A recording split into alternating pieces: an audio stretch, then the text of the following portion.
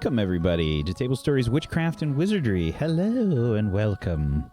How's everybody doing? Welcome to the show. Look at our wonderful, happy people because of our extremely strange pre-show conversations that we have on a weekly basis here. I'm ready to play some fun, wholesome RPG stuff. How about you?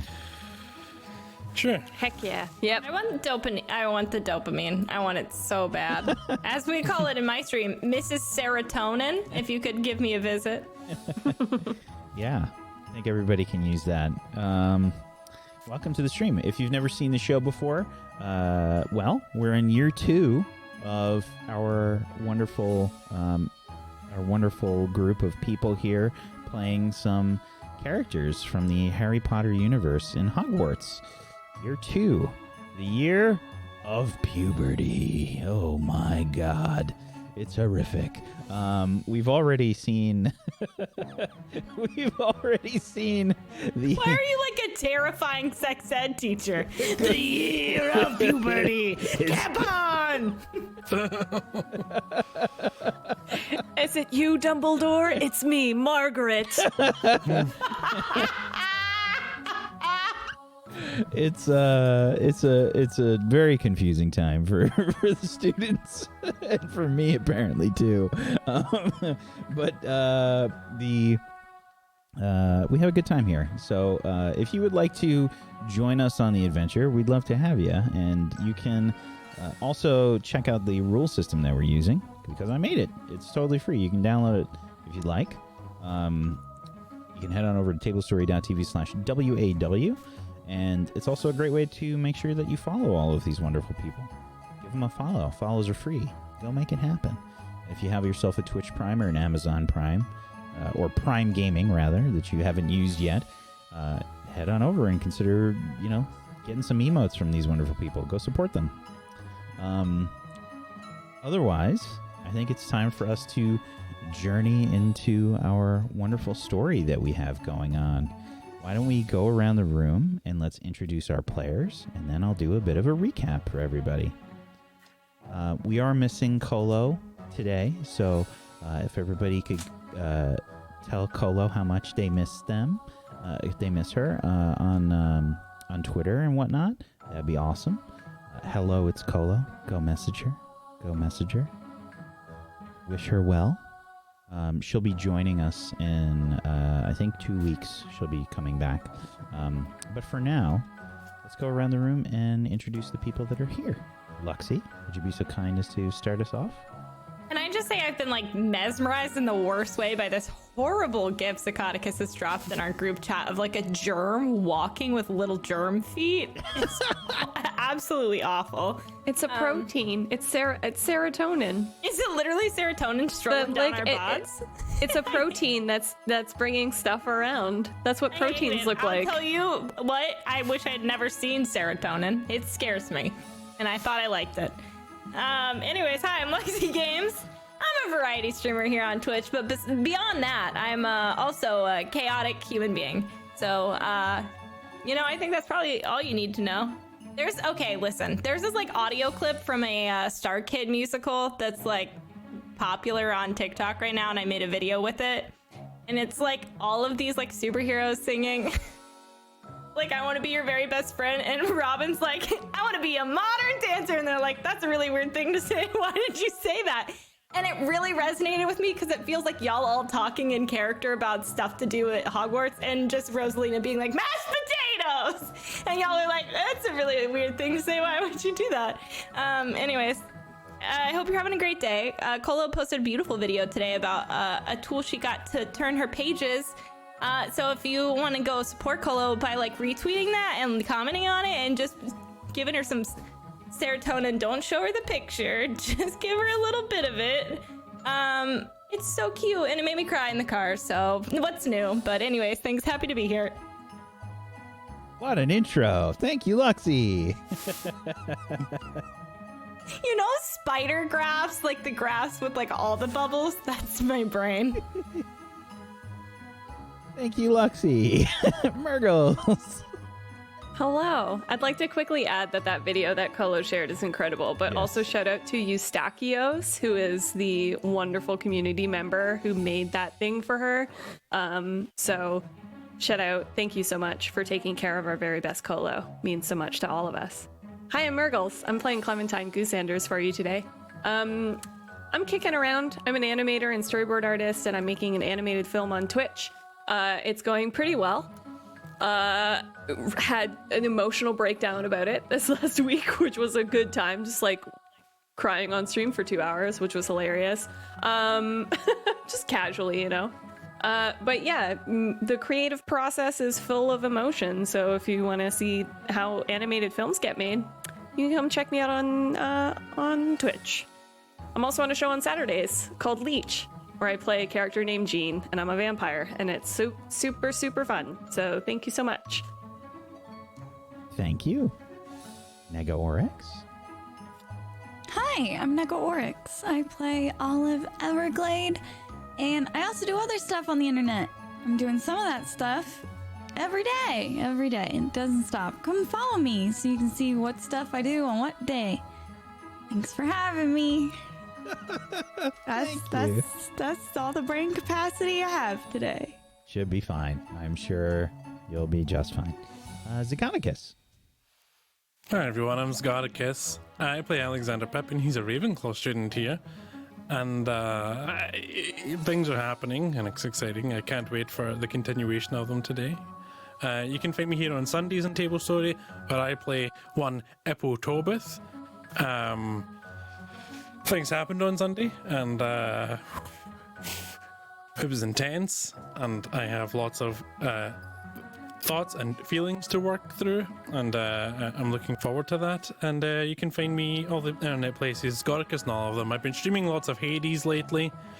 I'm on like an 8-win streak right now, and I've confessed my love to Dusa, and I'm going to make her my Dusa. So...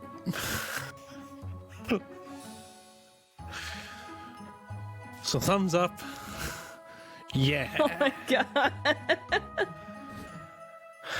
I missed half of it, and I'm kind of thankful actually seeing Wax Face.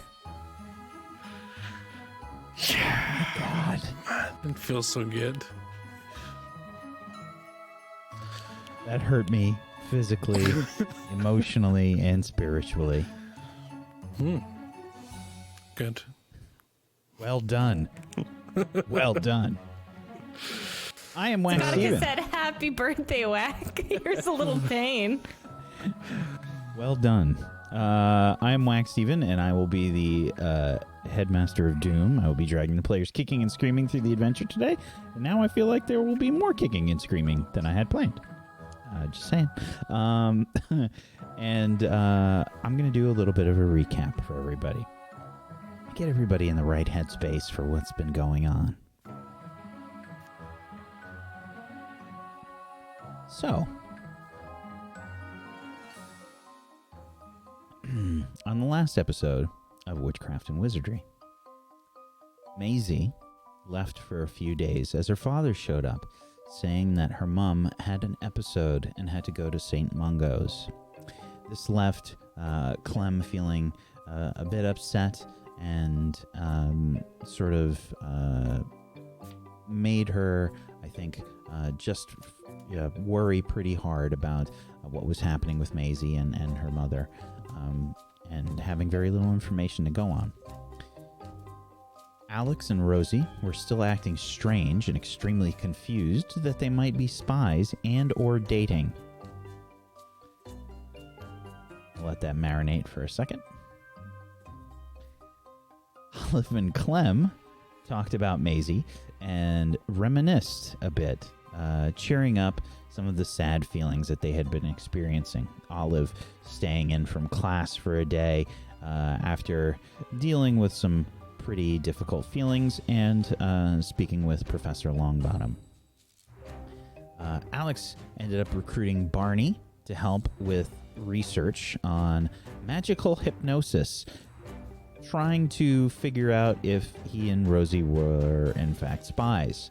What ended up happening was they whipped each other up into a paranoia spiral, and it was a little terrifying, to say the least. After bringing in the others into the paranoia spiral, Alex and Rosie spoke with Albus and Scorpius, and they tried to dissuade them that Aurors had hypnotized them. They also met a visitor to the school, Luna Scamander, who was introduced as a temporary replacement for the Care of Magical Creatures teacher until Hagrid was found. There was loads of speculation about David Calderon Boot being the perpetrator between the group and possibly involving the rest of the Ilvermorny students. Just a lot of speculation being thrown around that they have had something to do with all of this. They broke up into groups, and they decided that they wanted to do their own investigating, with Clem and Alex going to head to the greenhouses to see if they could find the ghost of Roger Bristlecombe, in the hopes that Roger might have seen something and might be able to give some insight as to what may have happened with Hagrid and the dragon, Clifford. As they were heading to the greenhouses, they noticed something strange going on by the lake, with spells being cast and the giant squid being involved somehow down by the boathouse. After investigating, Alex and Clem saw that it had been damaged, with wood and splinters all over the place. When they went to report things to the headmistress, they ran into David Calderon Boot on his way to Arithmancy, acting strange. Clem voiced her opinions of severe hatred of David Calderon Boot, and Alex and Clem remain suspicious. We're going to start today as that conversation had just happened, and you went to go to the headmistress's office to speak to Headmistress McGonagall. Alex, you wrote in the book emergency, etc. You wrote your name. And it being just before your first class of the day. So, right in the book. Shortly thereafter, the door opens and you hear, "Enter!" Okay. And you rush in. Headmistress McGonagall, there's an emergency? Yes, as was indicated by your note in the book. What is the problem? Is everyone all right? I don't know about the squid. It may be injured. Clem and I were headed to the greenhouses to see if we could find Roger, to see how he's been doing. And I noticed someone cast a spell at the squid. And we went down to investigate, and we found that the boathouse was all smashed up. And I saw some people over on the other shore. On Hogsmeade. Yeah. They looked like the same, maybe the same. There was two of them. It might have been the same two that I saw from the Ravenclaw window. She starts to spin her wand in a spiral around in the air, and you can see she begins dragging some threads seemingly out of her neck, and some of the magical particles begin to swirl about, traveling through the walls, and seemingly being led by these, or dragging these magical threads behind them as they spread out to various corners of the school. "There's an emergency, professors. Please head down to the boathouse immediately if you have no first period classes. We have an emergency. Please head down to the boathouse immediately. Thank you for this notification, but I need you to go to class immediately." One other yes. thing. We saw David Calderon Boot near there, and I saw him last night near the same area. Very well. Thank you for the information, but please get to class. I don't want you out and about. Of course. Okay, yeah. I run out with Clem. Clem. Yeah. Don't tell Rosie that the squid got spell casted on. But I can't lie to her. But don't lie to her. Just don't tell her, because she really likes the squid, but she's having a hard time with all the other things, and she's stressed out. And I don't want her to get overstressed or too sad. So Okay. we can wait. Make sure the squid's okay first and stuff, and then Okay. I don't know. Yeah, we'll manage the information bombs. Headmistress McGonagall is sort of, hurry up! Yep. Running. Okay. Bye. I'll see you at lunch. Bye bye. Yeah, bye. Headmistress McGonagall closes the door to her office, and she sort of rushes away out into the distance. And you are heading to class? Yeah. I'm running to class. Okay. Rosie and Olive, you also teamed up. And were you trying to do anything before class? Trying to convince Rosie that Luna was her mom. But besides that, Yeah. I think she was trying to drag me away from Luna specifically. yeah. Yeah, you did run into the Luna Scamander, who had, I guess, sort of helped and sort of confused you more at the same time? I feel like we gained no knowledge, so we were just gonna skedaddle off to class after I finished asking her 8,000 questions about her newborn children's, and if I So was we're one of headed them. straight to class. We're going straight to class. Yeah. Okay. Alrighty. Let me just check the schedules here, because I need to check the later schedules and yours. So, I think today was Wednesday. Let me just double check. It might have been Thursday. Does Wax's voice sound deeper to normal to everyone else, or is that just me? It's because I'm concentrating, and I Oh, guess all right. my voice lowers a register when it's doing that. Good to know. Is it really? I was just curious. I mean, now that you mention it, I kind of hear it. I get conspiratorial. I get intense. When So are the you voice not has to change. conspiratorial?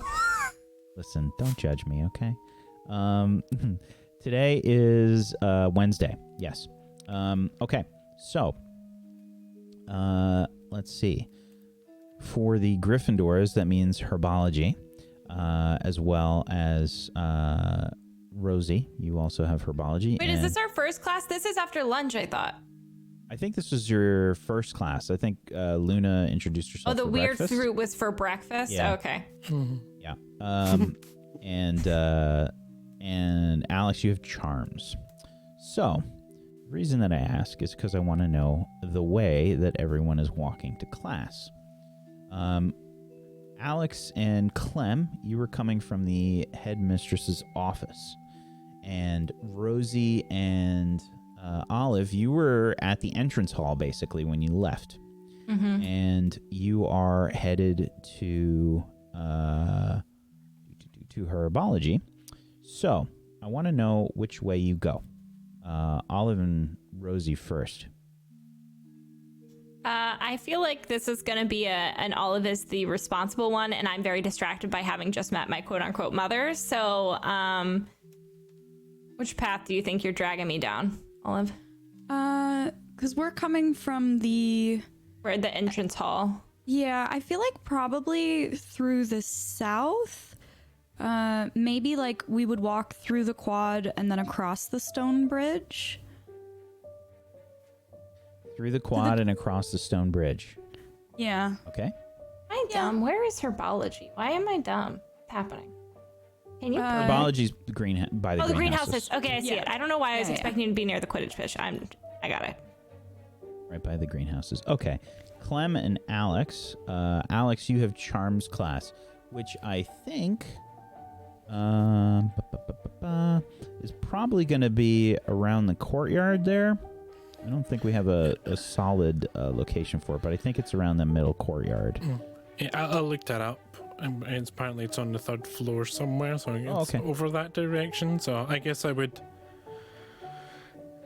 I don't. It's probably quicker to go over there and go upstairs over there than try and figure out the grand staircase and then because there's no other bridges. Yes, I'd need to go across. Yeah, I think I'd go across the suspension bridge then. Okay. All right. And Clem, what about you? Yes.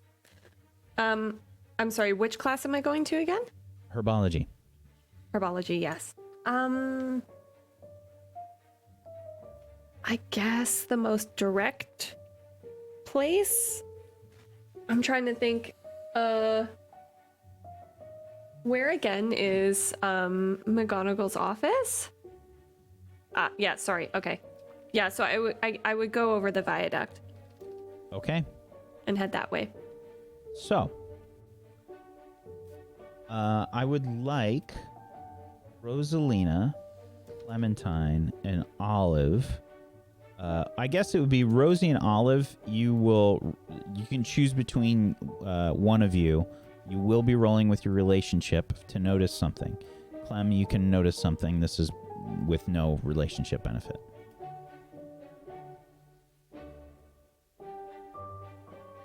You wanna roll, Rosie? Yeah. You're muted. Sorry, yes, I'm saying I will roll. I'm rolling with our friendship. Sorry. Okay. So, similar timing. You're both crossing the viaduct and the stone bridges. There's other students that are sort of making their way through. However, the viaduct in particular, as you sort of have headed over there, you can see that there are several teachers that are making their way down to the boathouse, Clem. I will allow you to notice something in regards to that. You've rolled an 8, so you get to ask me I think it's one question there. You're muted. I mean, I guess. Okay, well, my thinking is anyone sneaking around, like I literally see people down there, right? So. Yeah. Did it seem dangerous? Does it seem dangerous?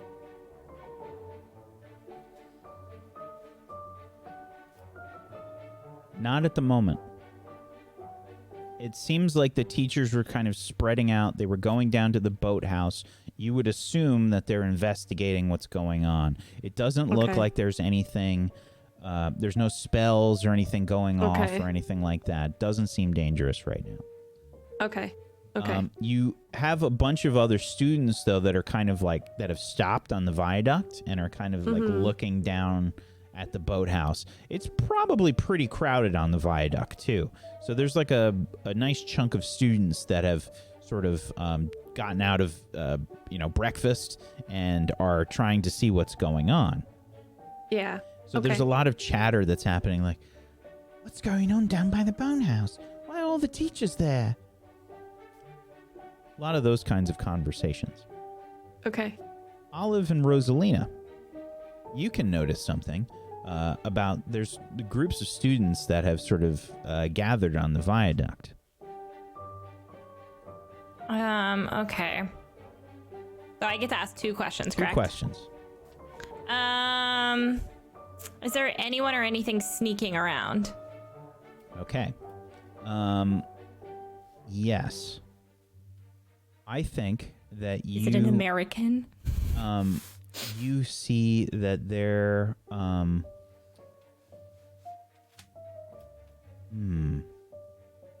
to describe this?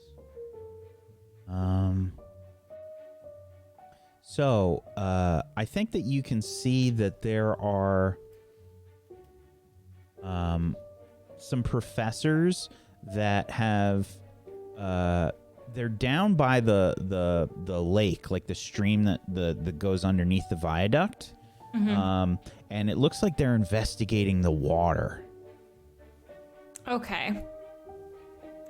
They're casting some spells down by the water. Okay, then what does that look like? What does the spell casting look like? Is there a particular direction or item they're casting a spell on, or a color maybe? You can see that the water, which is normally like really dark and really hard to sort of see into, it doesn't have that really sort of translucent. I mean, it's called the Black Lake for a reason, right? The water sort of clears up where they're casting the spell, like it becomes more transparent, and you can sort of see through. And as they're sort of like sweeping through the water, it almost looks like they're searching for something. Okay. Olive,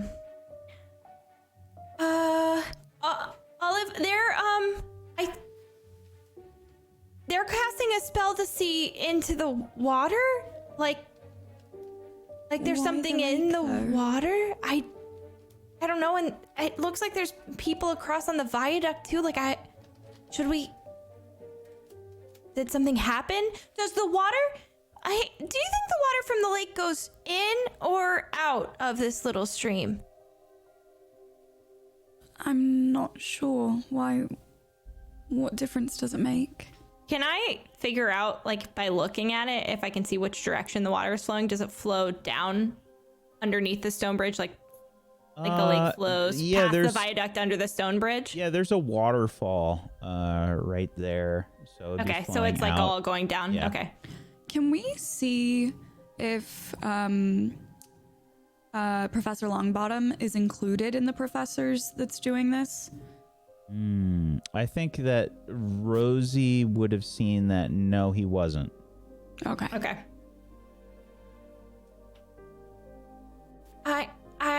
Well, what if something's drifting from the lake towards the waterfall and they're looking for it? Or what if someone's hurt? Is there something we should do? I feel useless going to herbology knowing all of this. And Do not I doing see them? something. Sorry. It's kind of far. You might be able to. I don't know. Like, have you sort of moved close to the edge of the bridge, like by the railing? Probably, yeah. I'm okay. probably getting a good peek. You probably would have seen. I won't make you do a roll for it. Okay. I'm gonna rush over to them. It's not easy to get over there, but sure. Just it takes a minute. Okay. Buffeting? Okay. Do you think this has something to do with Hagrid, though? It can't. So that must mean something else happened? I think we see Clem rushing over to you. Guys. Yeah. What's happened? They're searching the river. Yeah. Alex and I saw something, and so we went to McGonagall and told her that something had beaten up the boathouse. And we saw a couple of Something weirdos. punched the and, boathouse? What's big enough to punch a house? Yeah, that's the good question. The boathouse was all wrecked.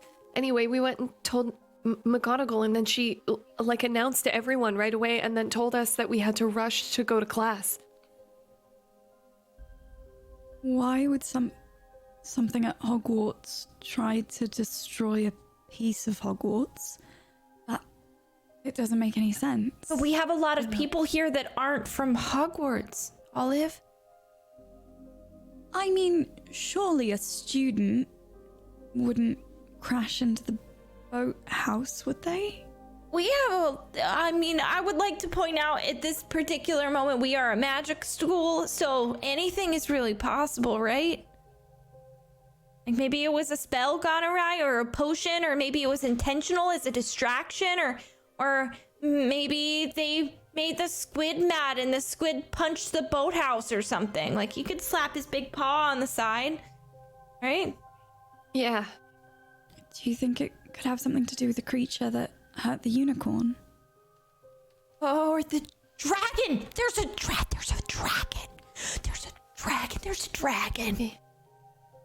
Like a big dragon. He just I don't- sneezes and the building falls over. We went to take a look at it, and I couldn't really figure out if it was a person or a dragon or anything like that. It just looked like everything was a mess for some reason. And then, we saw some lights. So then we ran back to tell McGonagall. What kind of lights? Well, I assume it was spell lights just over by Hogsmeade, but it didn't make any sense. Across by Hogsmeade? Not by the boathouse? No. By Hogsmeade, it was weird. Okay. Anyway, but McGonagall seemed... I think the scariest thing is that McGonagall seemed kind of worried about it. I don't like that. She's very unnecessarily calm all the time, which is rational, and she normally- probably should seek therapy because that's just not standard. But if she's nervous, then I'm nervous.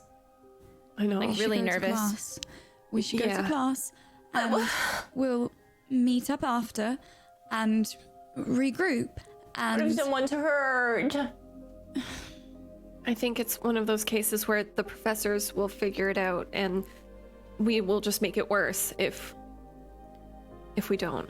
Or I'm a very strong swimmer. What if I just swam on down there and took a little peek-see? with all the professors right I there. could fall. I'm very clumsy. Seems like a bad idea. It's also probably distracting the professors from their job. Okay, I'll go to class. Fine. Yeah, let's go to class. Do you remember when Maisie left? Did she have time to pack her own bag, or did she just take a couple bits and bobs and go with her dad? I think it was bits and bobs. I mean, I gave her some socks, but she didn't really pack a bag. Do you think she took the extendable ear with her? Or do you think it's still in her stuff? It's probably still in her stuff. This may have been a good time to maybe have that on us, and then we could have tried to sneakily used it so we could hear what the professors were saying.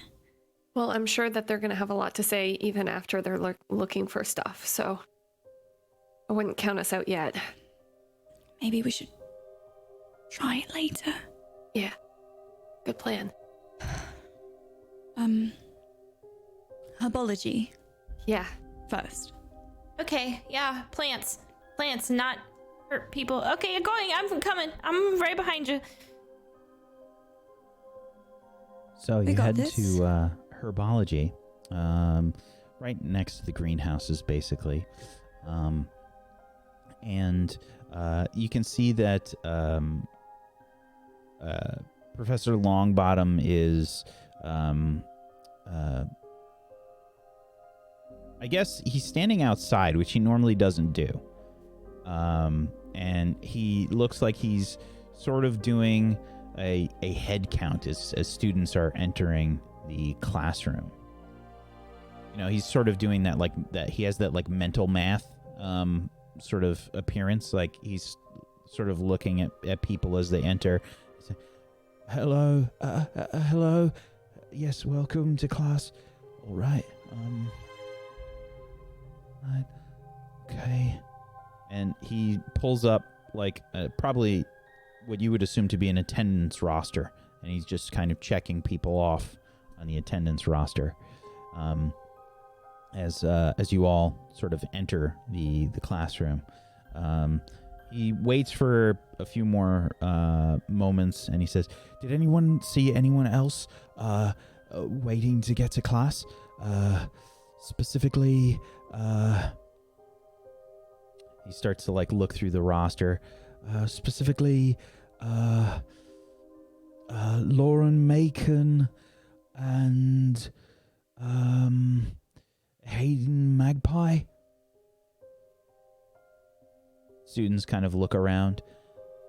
I saw Lauren. She was on her way to class. I think she was headed over here. I think maybe she grabbed something from the Grey Hall first. All right, we'll just wait a minute for her. All right, what about Hayden Magpie? Did any of the Gryffindors see Hayden Magpie? You're muted. Can I think about that? Did we? It'd be a notice something. And I think this would just be without a relationship. in this Okay. case. Okay.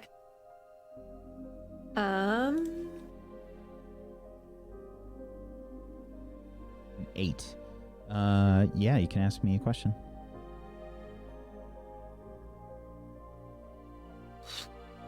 Is there anyone or anything sneaking around, but specifically the person that Professor Longbottom is talking about? A Hayden Magpie. Yeah. I think you saw her. She was probably looking sick, like in a dorm.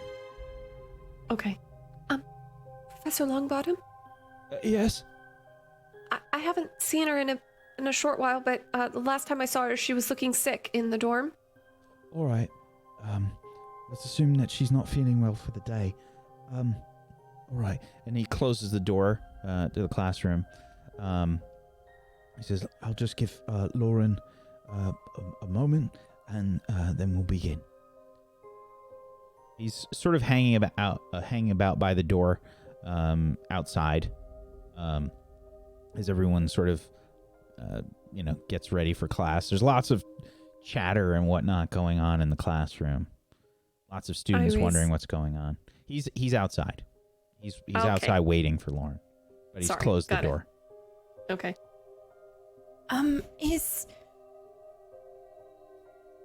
Why would they be checking, is someone missing? Is something happening? Why would they be checking to see if somebody was not here? Because, like, did someone die? Did somebody get kidnapped? Are there bad people here? I have a lot of Maybe. questions. Did the dragon eat Maybe. someone? Maybe it's just standard procedure for something like this, like a fire drill or something like that. I feel like it's not standard procedure because we had like the whole scary thing last year with the spooky people passing out and freezing and they didn't do any of this. No Okay. roll call. It's not normal. It's not in the slightest bit, in any way, shape, or form, normal Hogwarts protocol to be doing this. This is. Something's wrong, and I don't know what. You but don't think something's someone wrong. drowned, right? No, I I don't. don't know, Rosie.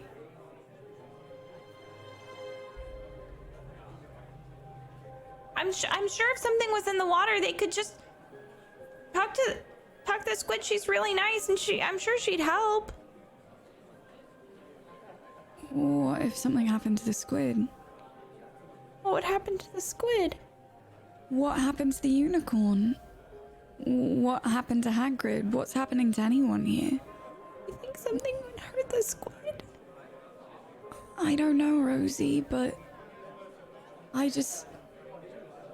it seems like bad things are happening to good people and good animals, and the squid's a very good squid, and I'm sure that she could protect herself if need be. Maybe she saw who took Hagrid and the squid went to go chase after her.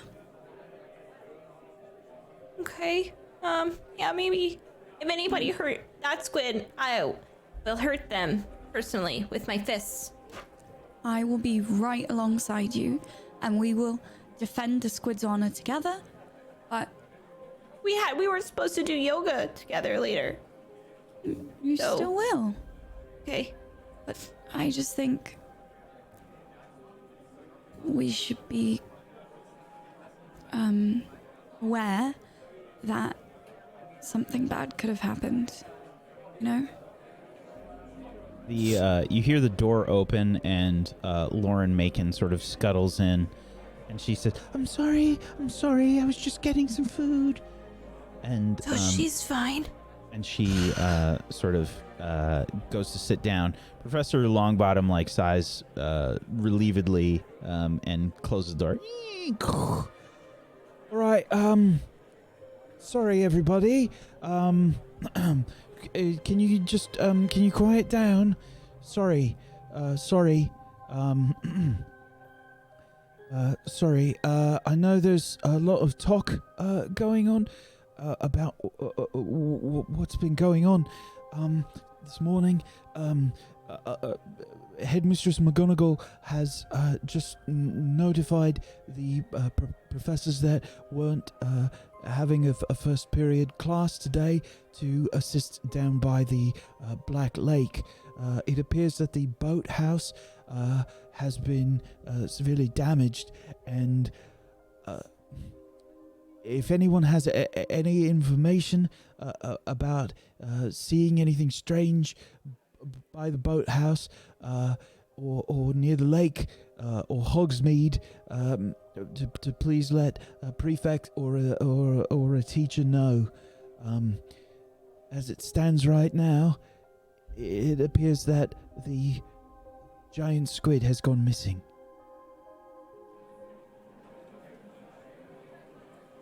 Olive's just gonna reach over and grab Rosie's hand and just squeeze it. What do you mean gone missing? Where could it go? It's a giant squid, Professor, respectively. Yes. All right. Everyone, just please quiet down. We're still trying to find out what's happened.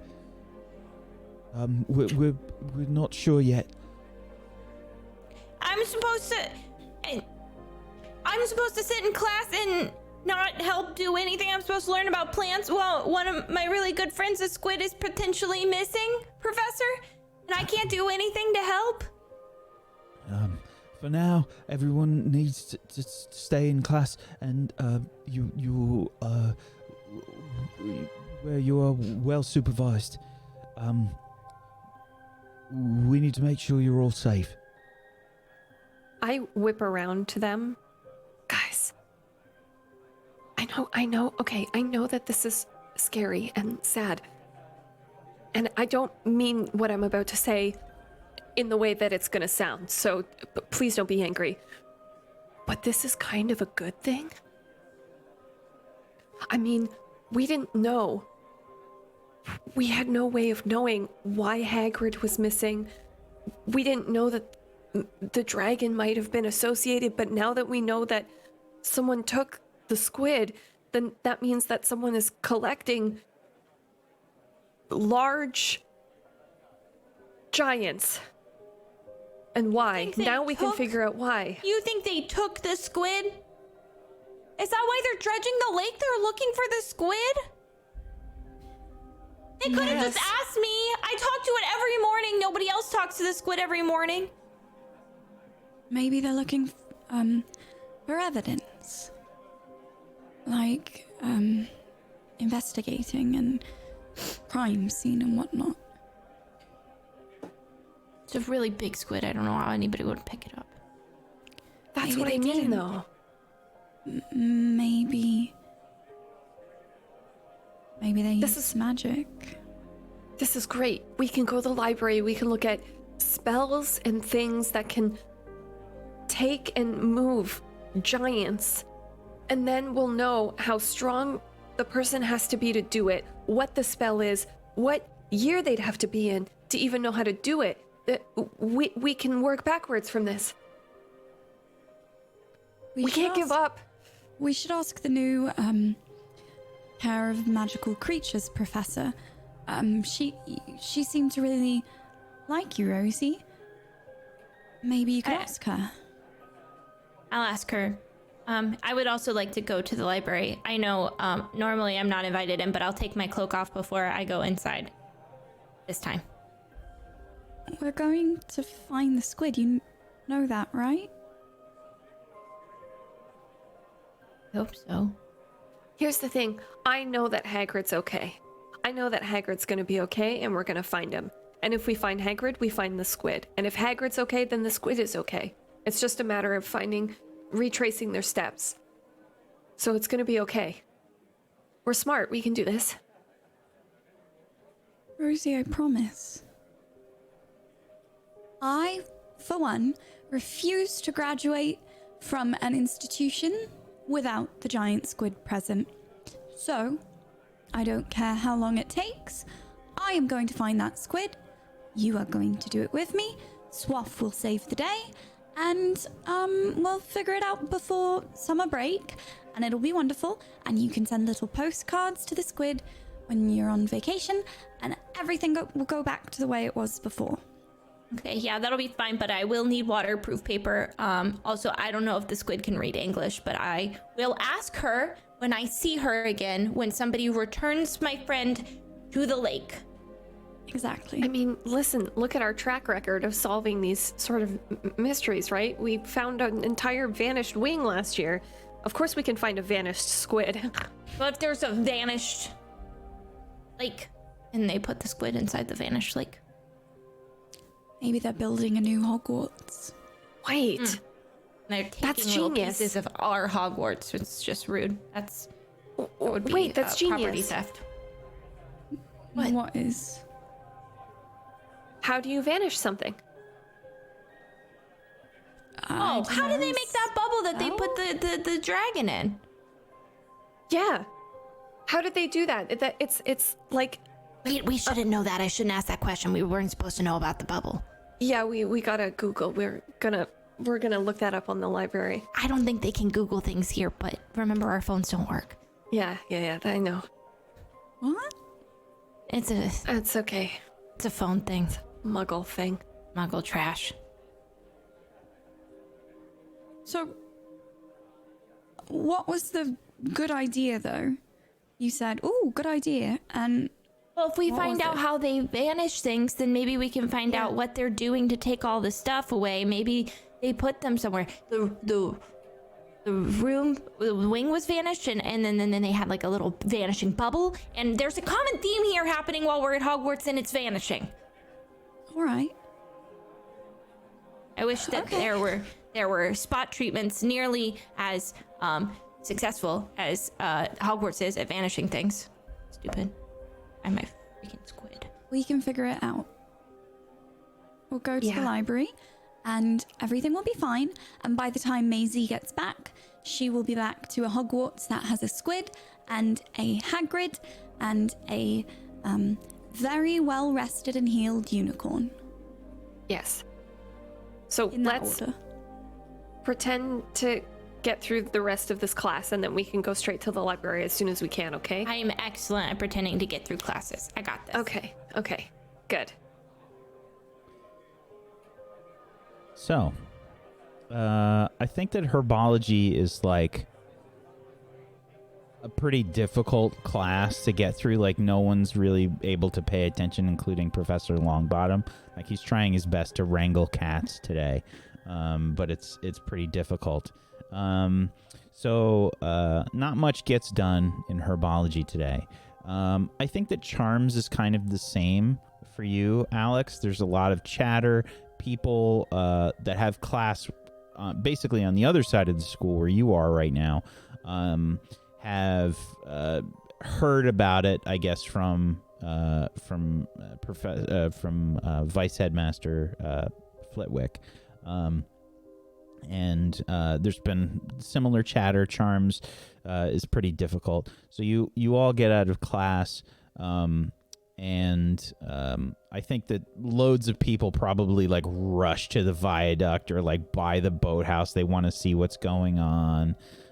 So kids like take off out of class, and probably it's just crowds of people over there, and professors are kind of having to manage them, and prefects are trying to get them to go back to their next class and whatnot. So there's a lot of that going on. Alex, normally you have herbology next, and the Gryffindors have transfiguration, and Rosie, you've got history of magic. But right after this first class, what's everybody doing? You have a short amount of time in between class, maybe 15 minutes or so. What are you doing? Do we know where History of Magic is? Is it in the same hall, like by the courtyard area? I feel like it's more weird and dark and boring. I want to say that it's near the courtyard as well. Let me check here. Okay. I just wanted to know if I was far.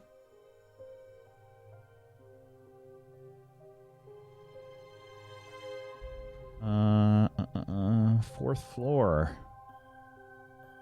Oh. Oh no, first floor. Why does it say 4F? It's 4F on the first floor. Okay. I think then after class, Rosalina's gonna just wander towards the viaduct and look out into the water and see what's going on there before continuing onward to the courtyard. Just because she's nosy and she's worried. I think I'd also want to take a peek at the viaduct, like go back to the viaduct. Or at least look at a window or something that would have the view. You had said that you were going to go to the library after class with. I think Would we have? I don't think we'd have time. You no. don't. I mean, I don't okay. like to restrict We'll go you at though. lunch. Yeah, we'll go at lunch. Yeah. You're all very reckless, so I don't want to say that you won't go there. He was totally anticipating us skipping class. I 100% was. Screw that next class. You've done it several times. Yeah. I would hang around maybe the courtyard after class for a while just to see if I can see any of them. You might. I'd say you probably run into Rosalina, because Rosalina would probably be walking past you. Slightly less likely, but if you're all together, you might run into Alex. I don't know if you're trying to look for him, but it seems like everybody went to the viaduct. So if you're not going to the viaduct, then we can just assume. I'd be hanging around the courtyard for a little while just to see if any of them pass through there on their way to their next class, just to check in, and then if they don't, then I would tell you what. head to goodness. Everybody roll a d6.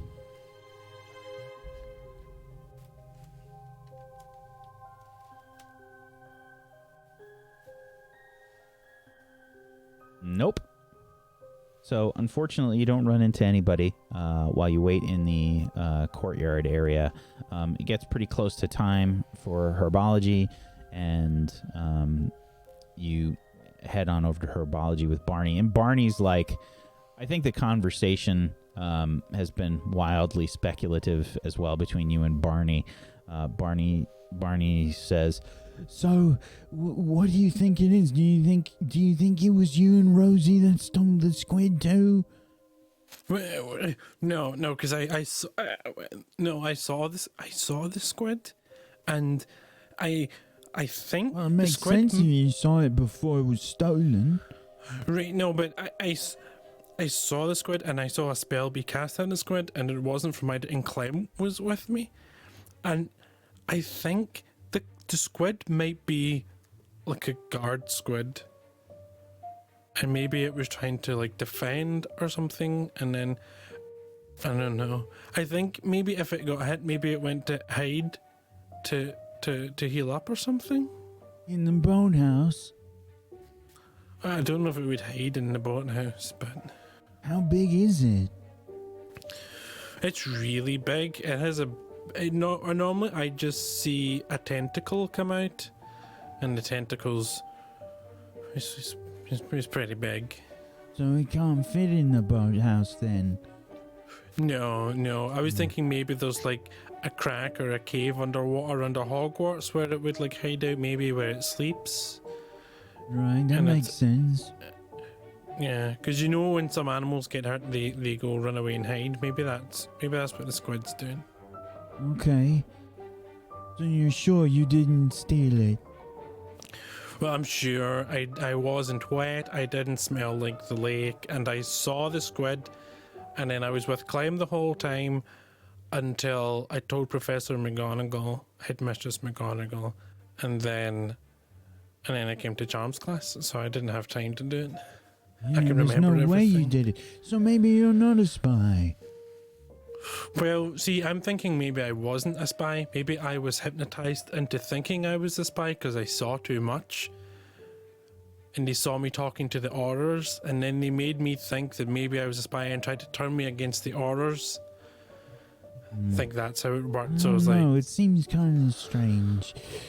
All right, well, hopefully everybody's all right. Maybe Professor Longbottom knows more. We can ask him. yeah, maybe he just knows more about the squid in general. Because, well, see, that's the thing. I've mentioned her to some people, and they're like, "What squid?" And I'm like, "You don't? The squid doesn't wave to you?" They didn't read the books.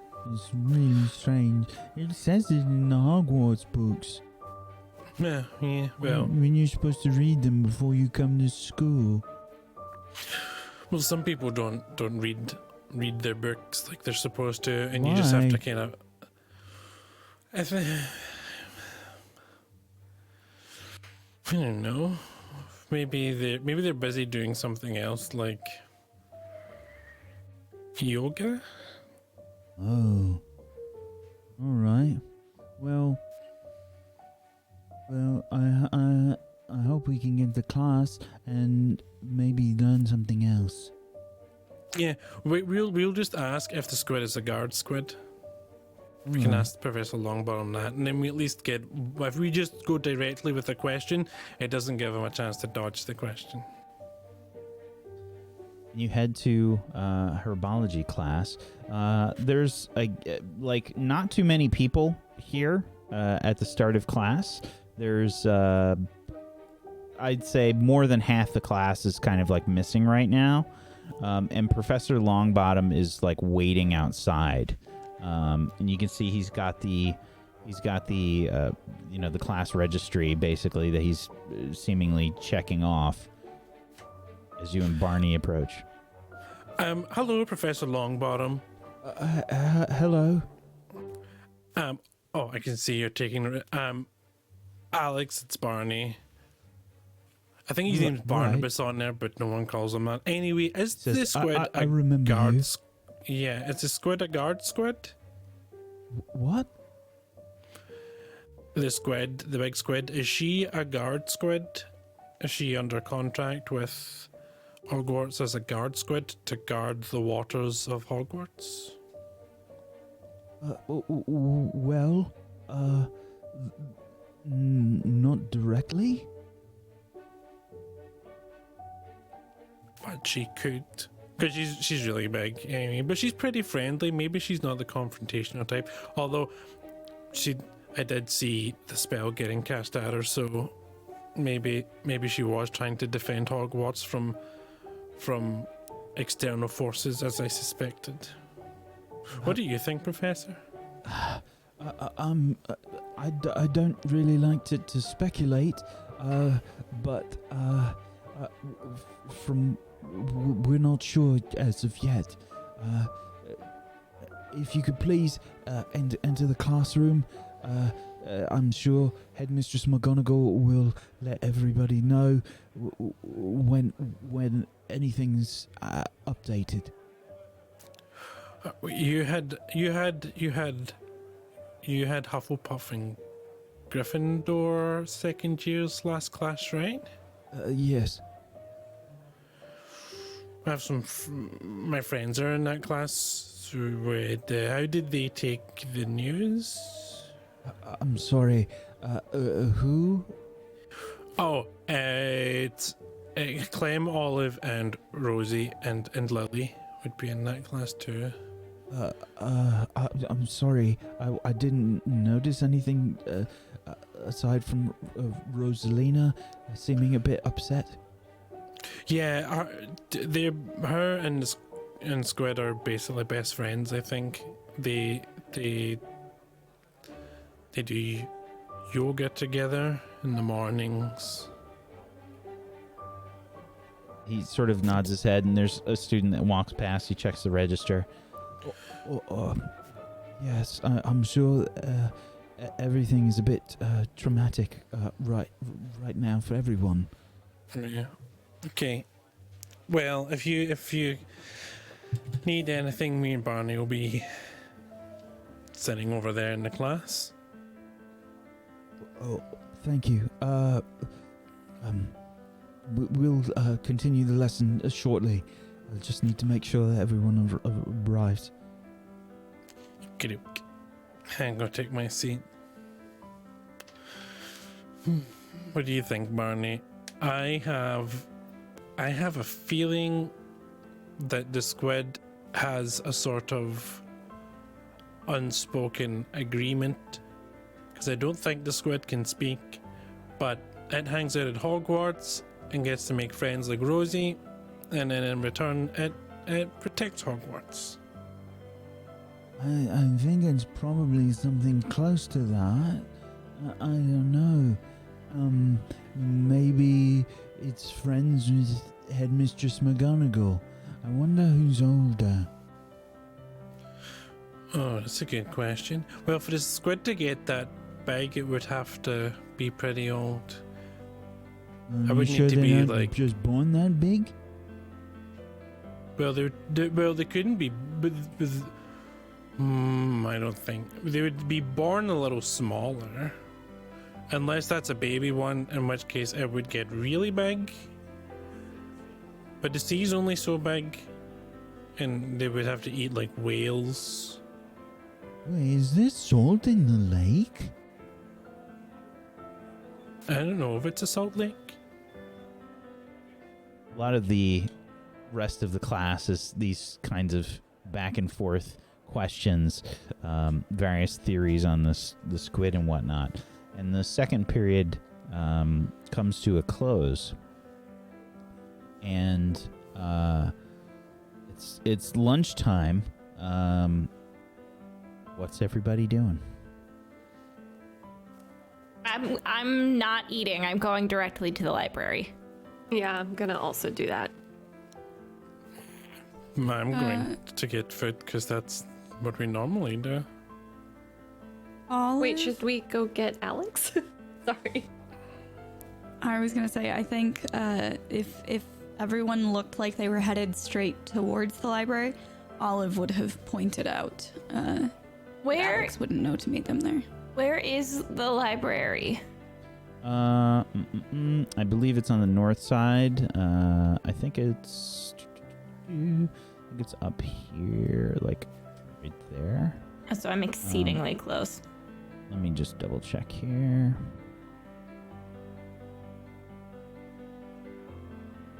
Wish the map was a little bit more filled out. I might have to take the liberty myself.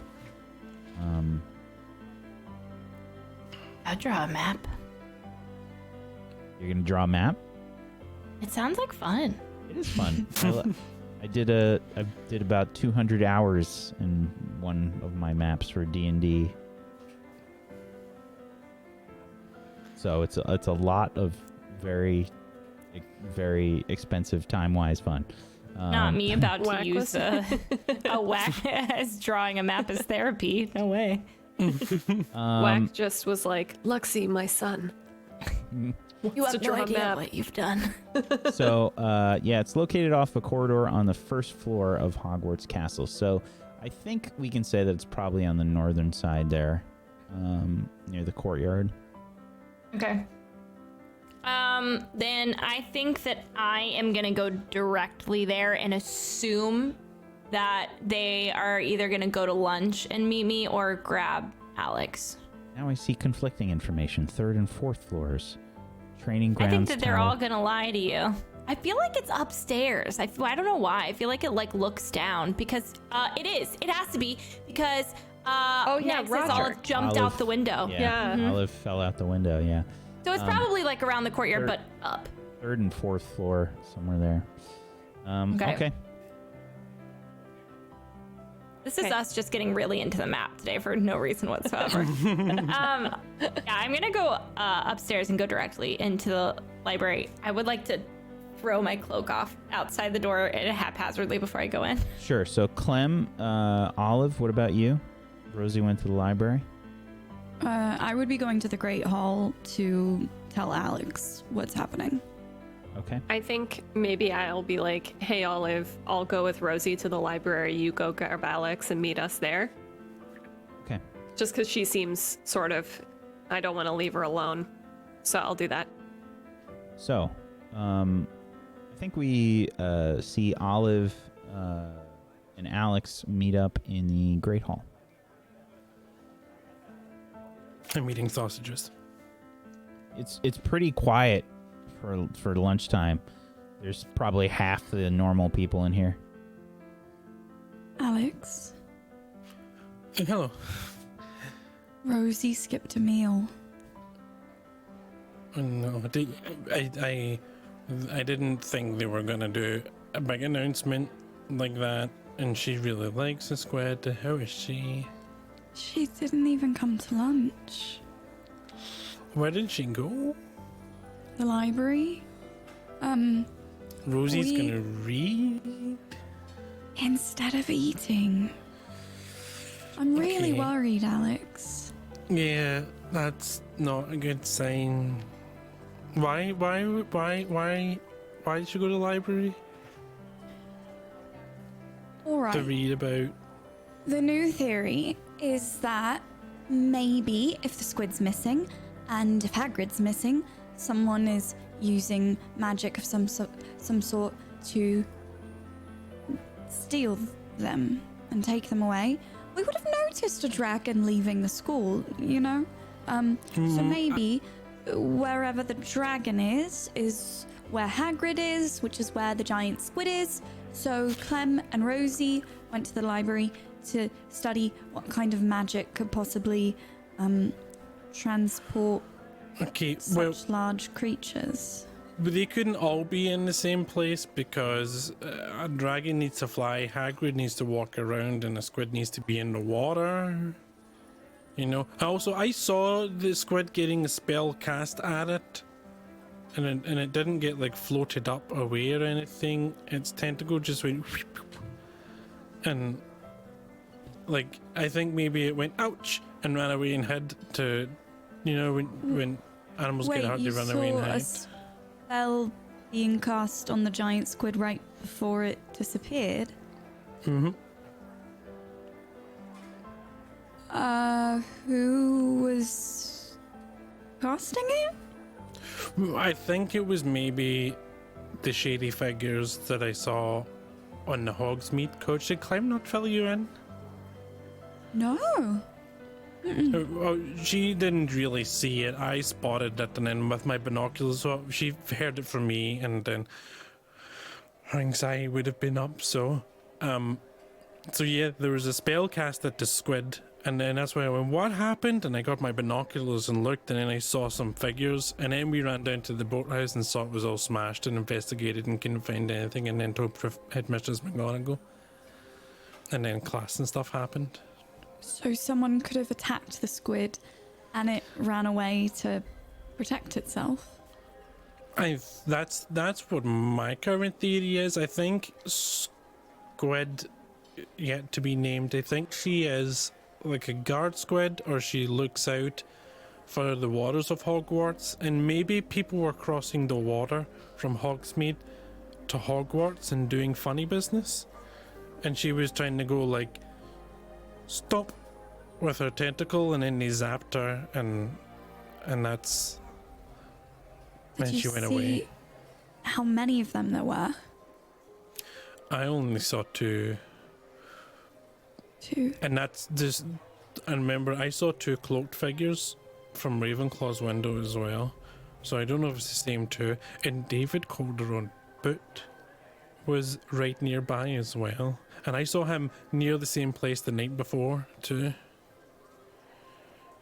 He just happened to be nearby both times. Like to bump into someone in the same place within 12 hours is rather strange, I think, especially someone who's not going to the same classes or in the same year, and especially near where something shady happened. So I'm suspicious, but I don't know. I'm hoping Squiddy is just away hiding, because kidnapping Squiddy would be bad. We should go tell Rosie, and you can talk her down a bit, maybe, and convince her of that. I don't know if I can do that.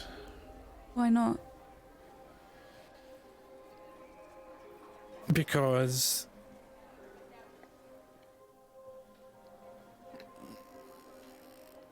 you'd be better at it.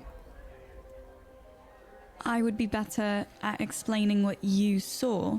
Yeah, you remember, I'm bad at explaining stuff. I made Maisie feel mad at least 2 or 3 times from trying to explain things. And you fixed it. Remember, you were Olive. That's because I know Maisie really well, and I knew what Maisie needed to hear in the moment, but you know Rosie really well, and you were there, and I tried to cheer Rosie up earlier about the squid, and it did not go very well. There was not much hand squeezing in return when I squeezed her hand, and that's not a good sign, Alex. Well, she hasn't been able to do her yoga, so maybe she doesn't have her usual vivaciousness. It's my word of the day. It means like lively energy, I think. I like it. Lively energy. Mm-hmm. Well, I think it's your responsibility as a friend to bring back the vivaciousness. I used the word. Did I use it right? It seemed right, yeah. The vivaciousness of Swath. Starting with Rosie. Okay, let's do it this way. You try to tell her what you saw, and if it's not going well, then I'm there to jump in and be like, no, Rosie, here's why this is good news, and here's why you are going to feel better right now.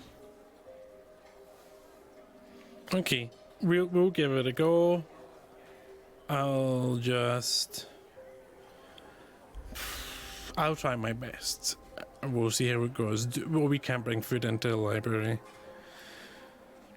Okay, well, we best just go rescue her from the library and get her some food anyway. We do plenty of things we're not supposed to do. Just bring food to the library. How's she gonna know? Because if I get banned from the library, I can't go in there and read things.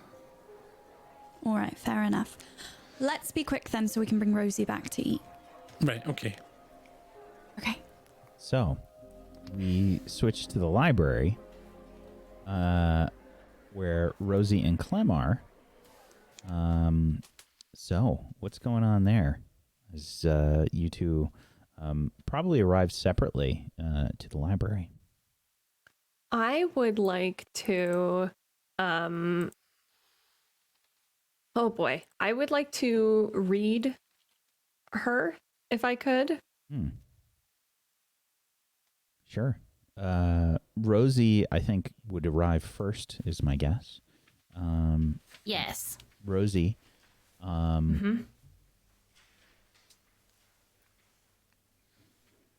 what do you look like as you've arrived first? What's your deal here? I think that Rosalina is the kind of kid that's always like off center and like has hair out of place and looks kind of like she just rolled out of bed. But I think it's doubled up right now because she's so frazzled.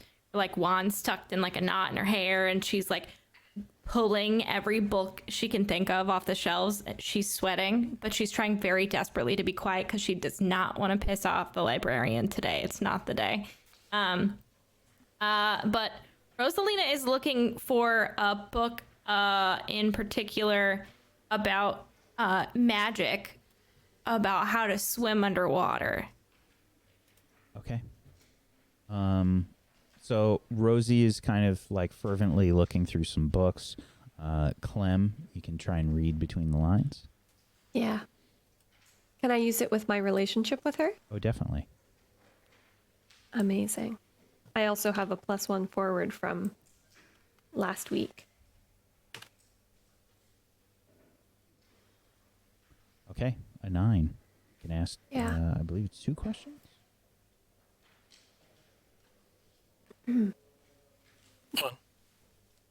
All just right. the one. Just the one, sorry.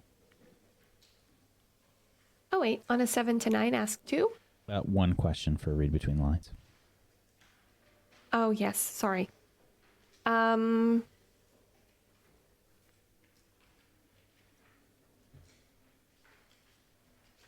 Okay, I'm really torn between how can I get them to trust me and how are they feeling? I think I'd like to go with how are they feeling. How you feeling, Rosie? I think Rosie is feeling very lost that Hogwarts is already a super big change for her as an only child, and she has gone through some torment thinking that she was a spy, but there's always been this like one single thing that she gets to do every morning with like the squid, and now the squid is hurt, and it was already horrifying because Hagrid was like her other rock here, so she's lost both of them now. So I think she's not doing so spicy. She's very upset. I think that you can probably see that she is, there are tears dropping onto the pages of the book she's flipping through. Rosie, what are you looking for? Oh, hi. I'm just looking up recipes about vegetables.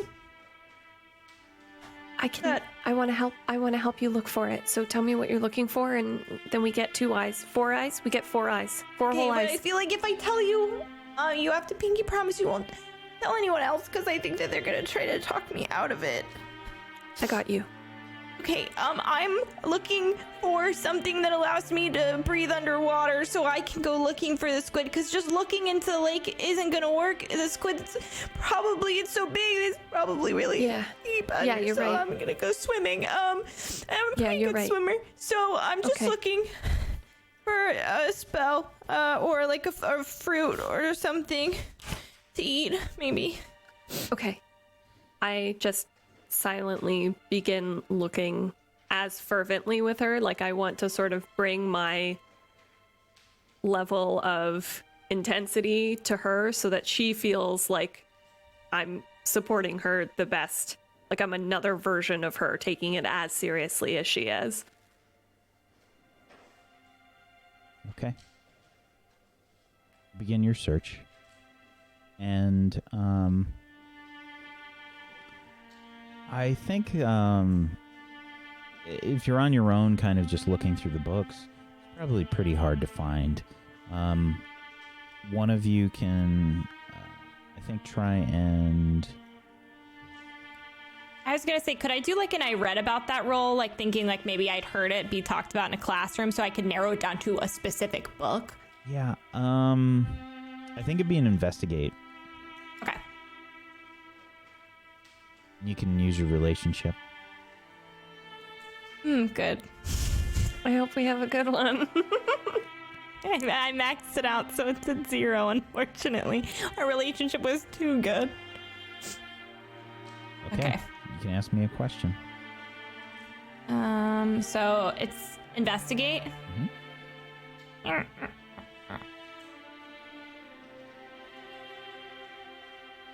What is the best way around this? Like, what's the best way to find the book that I'm looking for? Asking Madam Prince, probably. Gosh, diddly darned it, my favorite. All right. Clip, I think I should probably talk. Actually, maybe you could ask Madam Prince about the book, because Madam Prince doesn't like me very much. She glared at me when I walked in. And then she saw my cloak, and she was like... Don't worry, I got you. Okay. What do you want me to ask specifically? Say that we are studying, swimming and magical properties, and maybe say you're looking for different ways to extend swimming times underwater, if she knows a book about that. I got it. And I'll head over to Madam Prince? Mhm. Prince. Yeah. She looks up. Yes, what can I do for you? Hello, Madam Prince. I have a question for you. Would you happen to know of any books? See, I'm really into swimming, and I want to get better at it, but I was curious, as a Muggle-born, if there are any magical properties that can make you swim for longer, or be able to hold your breath longer, or, you know... I'm thinking about getting... They are rather advanced, however. Oh, that's okay. I don't need to do it now, but if you could tell me what those books are, I was just curious, you know. Advanced charms. And she says, she points to one of the shelves indicated for some of the more advanced stuff, NEWT level. Okay. Thank you. Also, this is super weird, but I heard a rumor maybe there was a fruit? A fruit. She says, A fruit? I'm not aware of a fruit. But if you are looking for various herbology types of books, you can find those there. She points I guess, to generally where the herbology stuff is. Okay. Okay, thank you so much. Thank you. You're welcome. I rush back to Rosie. Hey, okay, so 2 leads. Advanced Charms is where we're supposed to be looking. I guess it's NEWT level. And then great. I asked about, you said a fruit. I asked about a fruit just in case. Okay. And she pointed to the herbology stuff, but I don't think she didn't say if there was anything specifically there. So I think Charms is probably the best option for us. Okay, well, what if you look at the advanced charms and I look at herbology? Because I'll say it, I'm not advanced in charms. And my magic is pretty bad. So if it was potion or like an ingredient, that might be more useful for me. Okay, I'll take Charms and you take herbology and just, yeah. Okay, Okay, I got it. we got this. I Got go it. to like, I'm trying to do the like sports break thing, but you're trying to high five me, so I shove my hand into yours. I hold it for an awkward amount of time and then It's like it's a T for. teamwork. I was gonna say Teamwork. training. It's all I could think of. Okay, I'll talk to you. Yeah, okay. Shh. Okay. If I'm standing in the herbology section, would I have to roll and investigate to see if any of the titles match what I'm looking for? Oh, yeah. Or like a notice something? Yeah, you can. I think it's an investigate. Okay. Can I do that? Yeah. Yeah. This is not an easy task by any means, trying to find something very specific like this without like a taggable search engine, and you are a bit baffled. There's all different kinds of herbology books. Some of them are pertaining to regions. Some of them are pertaining towards rarity. But finding something specifically for use in water isn't exactly the easiest thing. You see, there's a lot of general herbology books, and I think it's dawning on you that you are going to have to painstakingly search through these books to find something specific. Good to know. I'm sure the crying is not helping me look for the book I need. I've got the blurred vision kicking in. Yeah. All right. Well, then I think that's what Rosaline will start doing while probably just flips through Advanced Charms. Yeah, All right. I'm flipping through Advanced Charms. Yeah. Okay. You can try and investigate, Clem. Oh no. Relationship with Rosie. 13. You can ask me 2 questions from the list. Boy, would I love to.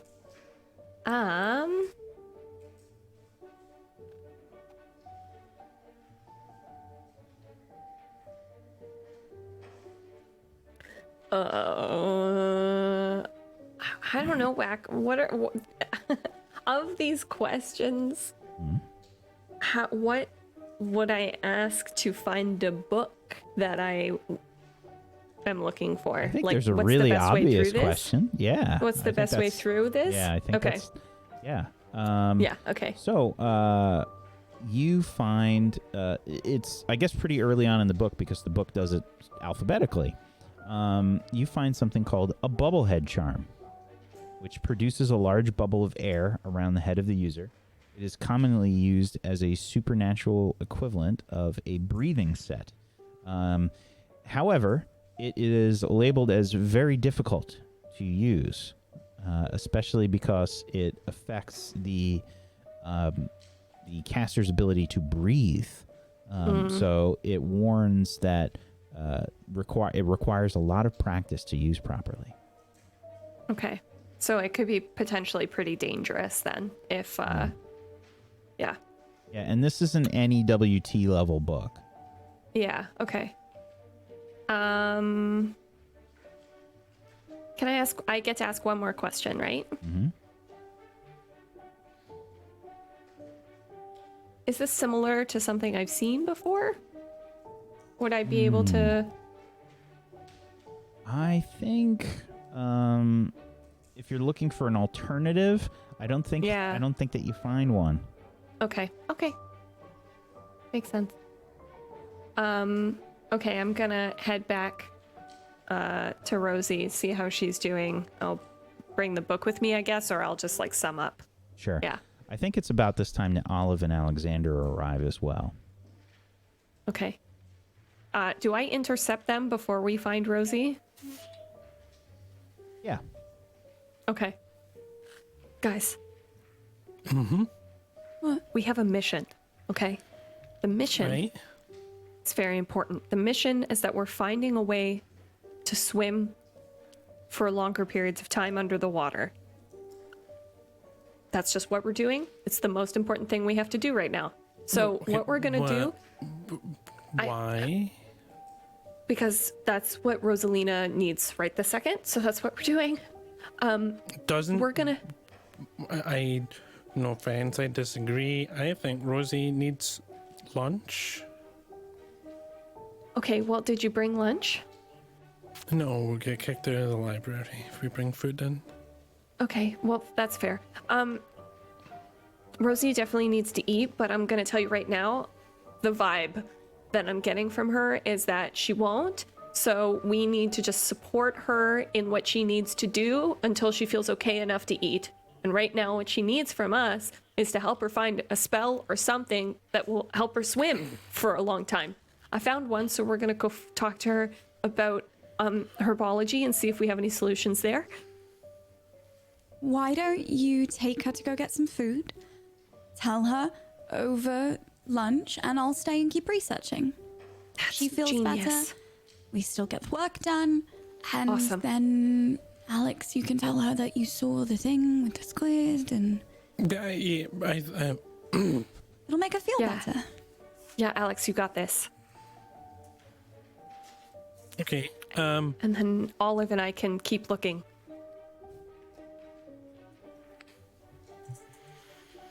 You okay? Mm-hmm. You'll be fine. And Olive's just gonna like power walk in to find Rosie. Okay. We walk in, and that's where we're going to take our break as we see. My guinea pig's in the shoulder of my sweater, and I can't get him out. We're gonna take a little bit of a break here, folks. Give the cast a chance to catch their breath, grab some snacks, use the bathroom, etc. We're gonna take a little bit of a break. We're gonna be back in just a few minutes. Hang tight for more Witchcraft and Wizardry. But please, if you haven't done so, please make sure you follow these wonderful people. Follows are free. Go make them happen. And if you'll notice underneath the channel, we have a link for Black Lives Matter as well. Just because the world is a crazy place, it's not okay to forget that everyone deserves to be treated equally. So go, please check that out. There's a place where you can sign petitions, you can text, you can donate, you can read things, you can learn things, you can make yourself a better person by doing that. Go check it out. Otherwise, we're going to be back in just a little bit. Hang tight for more Witchcraft and Wizardry. Welcome back, everybody, to Witchcraft and Wizardry, Table Stories Witchcraft and Wizardry. We return as Alex is approaching a rather distraught-looking Rosalina, who is scouring a library book. Not here. Oh, I'm hungry. What? We were thinking, Rosie, the best way to conserve energy so we can be doing this research round the clock as a team on Swath would be if Clem and I stay and do some research and then you and Alex go and get some food because Alex has some intel he's going to fill you in on, and we'll keep researching while you're away. And What do you mean Alex has some information he's going to fill me in on? Well, when the incident occurred, I saw most of it. What is the incident? You saw what happened to the squid? What happened to the squid? Yeah. we can discuss it over mash. Why can't you tell me right here, right now? I'm kind of busy. I'm hungry. Aren't you hungry? No. Are you sure? I think maybe the squid would want to make sure you were taking care of yourself, Rosie, and you haven't eaten, and it's really important. Especially, imagine if something happened in the middle of the night and we had to go wands at the ready, running to defend the squid, and you were too hungry and too sleepy to do it because you didn't eat earlier. Well, that's why I have pockets full of snacks. I'm prepared. I have a pouch specifically for protein. It's got like a trail mix in it with like nuts and That is true. You are very prepared. So if I could just stay here and finish this work and eat dinner, which is a meal. I have breakfast. I'll be fine. It'll be fine. Rosie? I'm almost done. I've done like 15 of the 200 books, so I'm like 2% there. That's so close. You know that I'm the first person to suggest skipping class and sleeping in and missing all sorts of things, but you have to know I mean it when I say we don't skip meals. That's an unwritten SWAF rule. And maybe we should make it to a written SWAF rule, but skip class all you want, don't skip lunch, okay? I promise Clem and I are going to research twice as fast to make up for it, but food, please, Rosie. Yeah, well, as someone who reads a lot, I can tell you that I always read better after good sausage or sex, so... I will make a deal with you, Alex. If I go have lunch with you, then you have to ask Professor Longbottom about a herbology item that may help you swing for longer. Okay. And that's... I already asked them about Squiddy. I'm going with Squiddy for now, because I feel like calling her the Squid isn't good, and Squiddy's like Squid Buddy, so I'm going for Squiddy. I think that works as a temporary Squiddy. name until she picks out her own. Squid buddy, Squiddy. Squiddy works as well. Squiddy or Squiddy. Squiddy. Squiddy. I do like Squiddy. It's got a nice ring to it. Fine. You have to make a deal. You agreed to something. You have to shake on it. Oh, right. Yeah, sure. Both of your hands are probably too sweaty. Mine are also covered in tears, so it's not. Yeah, well, that was a moist handshake. Sorry, I cried on that hand. It's fine. Well, you can cry into your lunch now, so that's better. I'm That's sure the the food flavor. could use the salt anyways. Yep. Don't say that around Lottie. She's very sensitive about her food, remember? No, her food's great. I'm just grumpy. Okay. I don't Well- want to interrupt, but we are trying to do some very serious studying here. So, Clem, let's go hit the books. And Olive, did you eat? Yes. How do you think I found Alex? I met him in the Great Hall. Okay. All right. Okay. Thank you for checking, That's a Rosie. point. Did What about Clem? Clem hasn't eaten. Yeah. Clem didn't eat. Clem, So you and Clem should go and eat, and then I'm good at reading. We worked in books shifts, so I'll go with Clem, and then you two should work because Clem hasn't eaten either. That's a good plan. And then Clem can fill you in on what I filled her in on properly with the squid and the spell. And yeah. that sounds good. Why do you look like you're gonna be sick? What happened? Who, me? No, Clem. Oh, Clem. Nothing. Okay. Well, Are you okay, Clem? Yeah.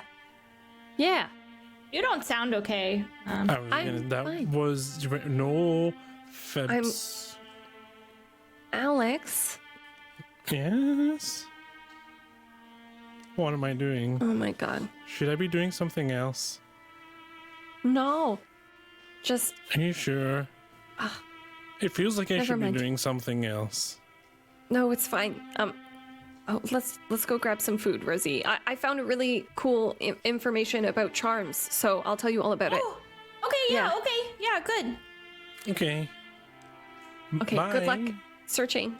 Yeah, Yeah. bye. Bye. They better work hard, Clem. Yeah, they will. Don't worry. I imparted them with the intensity of importance. Okay. What are you gonna eat? I don't know. Potatoes or something, maybe. Sandwich. Cookie. I also Yeah, have that that sounds- corn I like. And their salads have been pretty good recently. Wait, what is it about that corn that you like again? It's got the good butter and the salt. It's just good corn. It's the season for corn. What do you mean? Why did you ask me what I liked about the Well, corn? no, I'm just curious about why you like the corn. Like I what? like most of the stuff on the table. I don't think I've had anything I disliked yet, except, well, don't tell Lottie I said this, but one time she made meatloaf and it was bland. It was unseasoned. And I wrote to my dad about it. You wrote to your dad about how it was unseasoned and bland? Well, I just said, what could I add with her next time? You know what I mean? So the next Yeah. time she made the meatloaf, That's I smart. could add some more in. I don't think anybody else noticed, but I have such a sensitive palate. It's true. Dad said it's like a food connoisseur. I believe it. So, what are your favorite What did you foods find at out about lunch? the squid, Clem? Yeah. So I was doing some research in the library that we were just in, and what I found out was that there's a charm called the bubblehead charm, and it That basically sounds like something one of the teachers would call to insult me.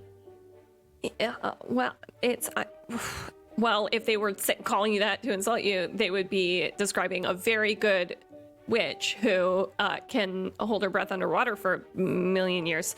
So there you go. Shazam, I guess. So the only problem is that it's a newt level spell. What's a newt? Like the animal? Newts can do it? NEWT. Do I have It's to like kill the a newt? No, it's like the super upper level. It's hard. It's hard. And we gotta practice it a lot. God, I'm bad at magic. You're not that bad at magic. You're not that bad. And with enough practice, anyone can be good I at got magic. a negative grade once on a test. Negative. It That's was okay. below 0. That's They were actually you know so what? disappointed in me, they sent it back with a below 0 grade. Well, you know what they say? They say that those who don't fit into the box are just bigger than the box.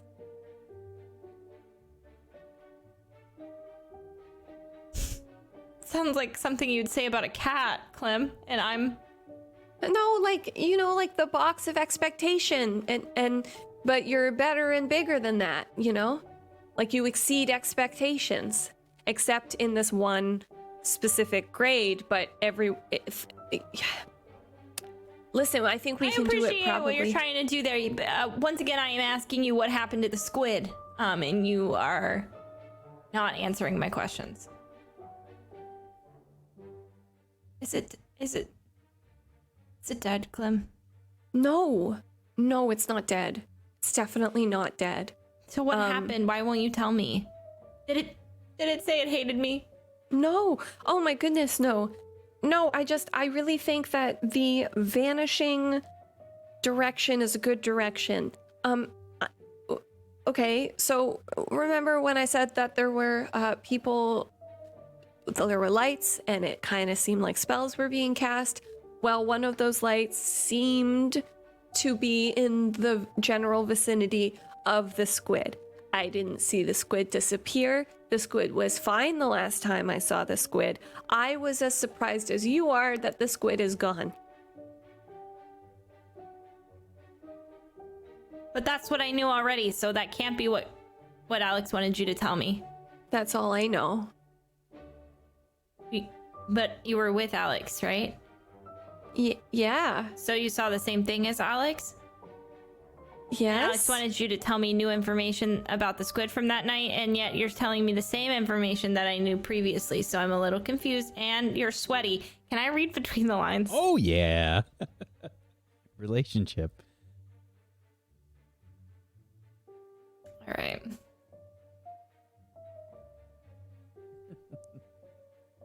An 8. Yeah, you can ask a question.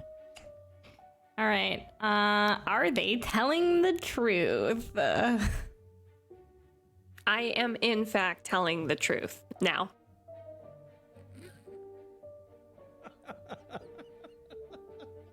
What does that mean now?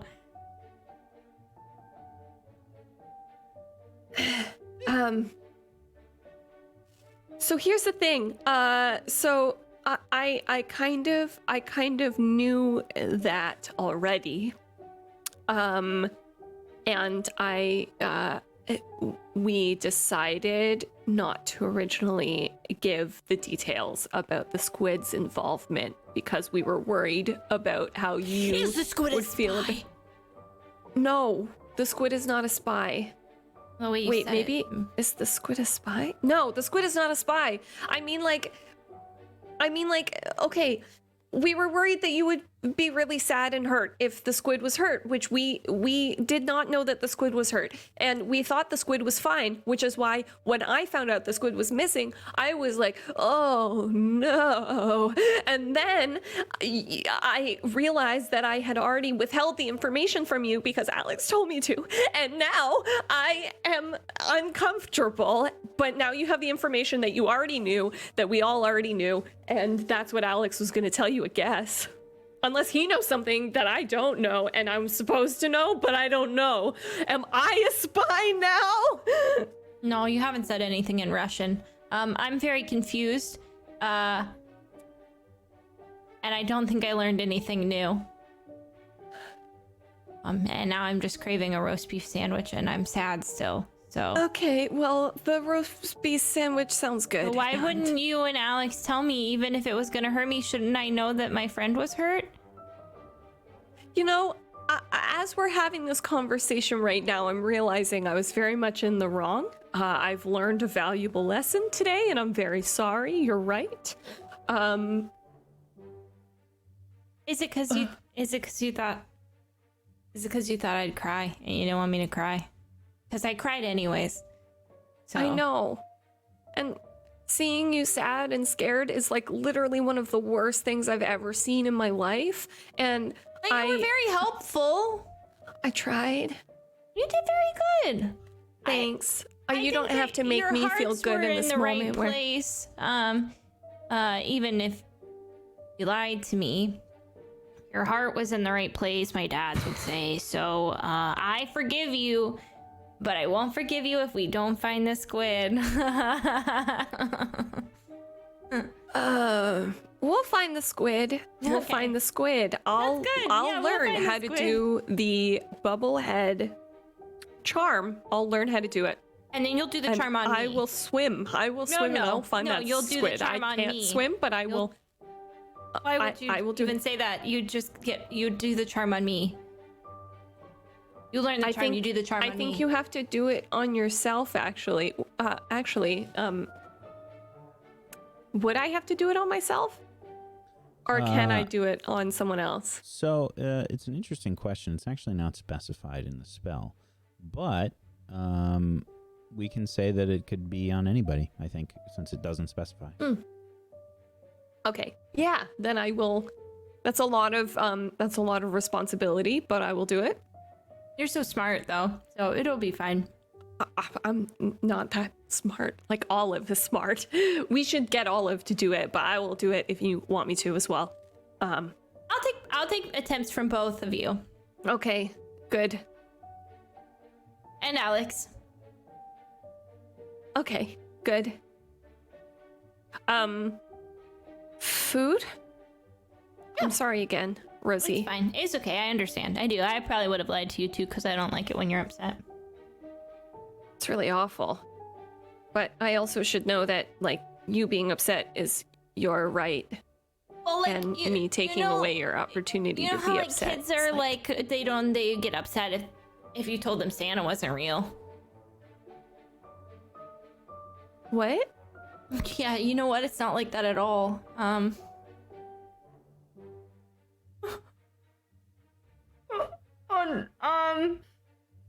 As a joke, sometimes when people prank you and say Santa's not real, and you're like, of course Santa's real, but they prank you to say Santa's not real. Who's Santa then? What do you mean? Like, who? If Santa's not real, then. Oh. They just say that. It's like a thing they say to scare you, and I'm like, that's so rude. Why would you say that? I'm understanding why the presents have been significantly less good in the last year and 2 years. That's fine. I feel like I'm okay, well, we're here now. A sandwich sounds nice. Yeah, a sandwich sounds really good right now. I ruined Christmas. We switch scenes. Christmas. Fudge! We switch- Please tell me the title of this episode is Rosie Ruins Christmas. Please. It might be. We switch scenes back to the library with Alex and Olive doing some research, I guess. What are you doing? Olive, why did Clem go Alex? I don't know. I figured you knew. No, I'm really confused. Why wouldn't she want to go with Rosie? I don't know. Why she... Maybe she doesn't want to go to the Great Hall? Or maybe she wanted to stay here? Maybe there was someone in the library that she wanted to be closer to. And Olive's gonna sweep the room and see if she can spot any other students she recognizes there. I do the same. Sure. I would say no. I won't make you do a roll for it. I'm just going to say no in this case.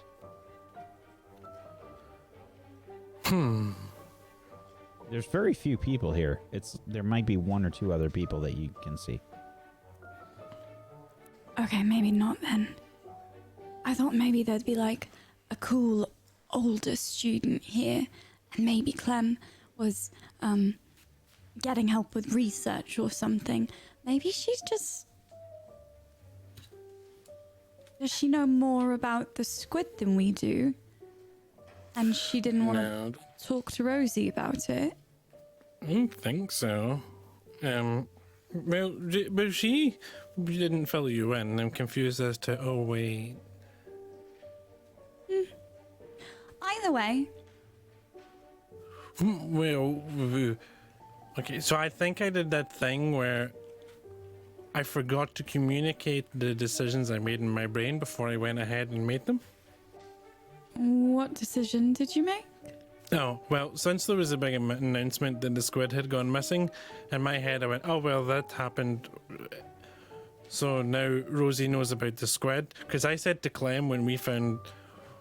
When I'd seen the squid get a spell cast on it, I told Clem to leave that part out when she told you and Rosie, or told Rosie, so that Rosie didn't get upset because she's been struggling with the spy stuff and all that kind of things. And then when the squid missing announcement was made, I just assumed that meant that she should... So then that's probably why Clem was like, why are you making me do this? That makes sense, and I probably would apologize for that one later.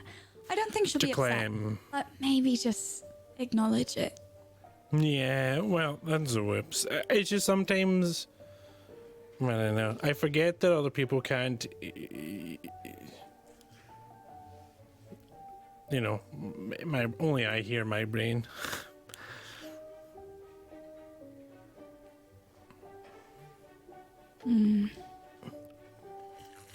I never thought of it that way before. And now I can't stop thinking about it. So About maybe hearing let's your do own some brain? research. Yeah. Now I'm thinking about it too much. It can be weird. You get used to it, and it's like having an extra friend, especially when you're alone. But I get nervous around friends. I don't do very well with socializing, and that sounds like a lot of pressure for me to get along with my own brain all the time. But you are like maybe the most popular in Swaff, I would maybe. So how do you have trouble with friends? I feel like Oh. Do you remember that time I cursed Ashley Indigo? well, me and Rosie told her that we were gonna kill her and bury her, so I think it's maybe worse. You said you were going to kill and bury. Well, Ashley? she was being all Ashley and was like, "Oh, there those two are the blah blah Hagrid," and then Rosie was like, "You're next," and I was like, "Yeah, we've already picked out the spot," and then Alex. we were just really hyped up, and it got out of hand, and you know, so You are the coolest person I've ever met.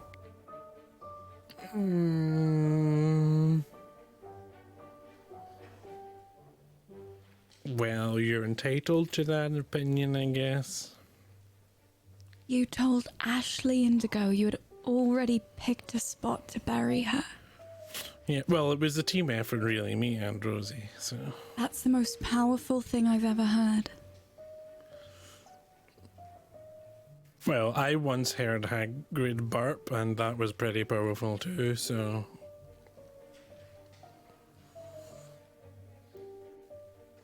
Do you think he's okay? Definitely. I think he's too hardy, sturdy and big, and he's probably honestly just stuck, or maybe he's still out looking for the dragon, for Clifford. Do you remember Just last year, with the Vanished Wing, I was try able not to. to do that spell, Lumos Yep. Sportifico, and we all got out okay, and Roger's okay, and now the wing is back. Yep. I keep thinking about it and saying that we're going to be the heroes of Hogwarts again, and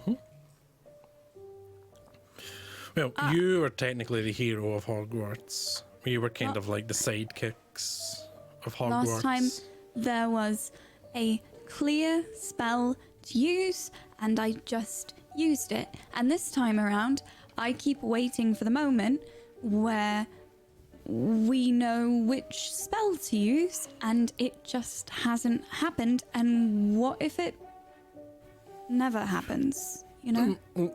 Well,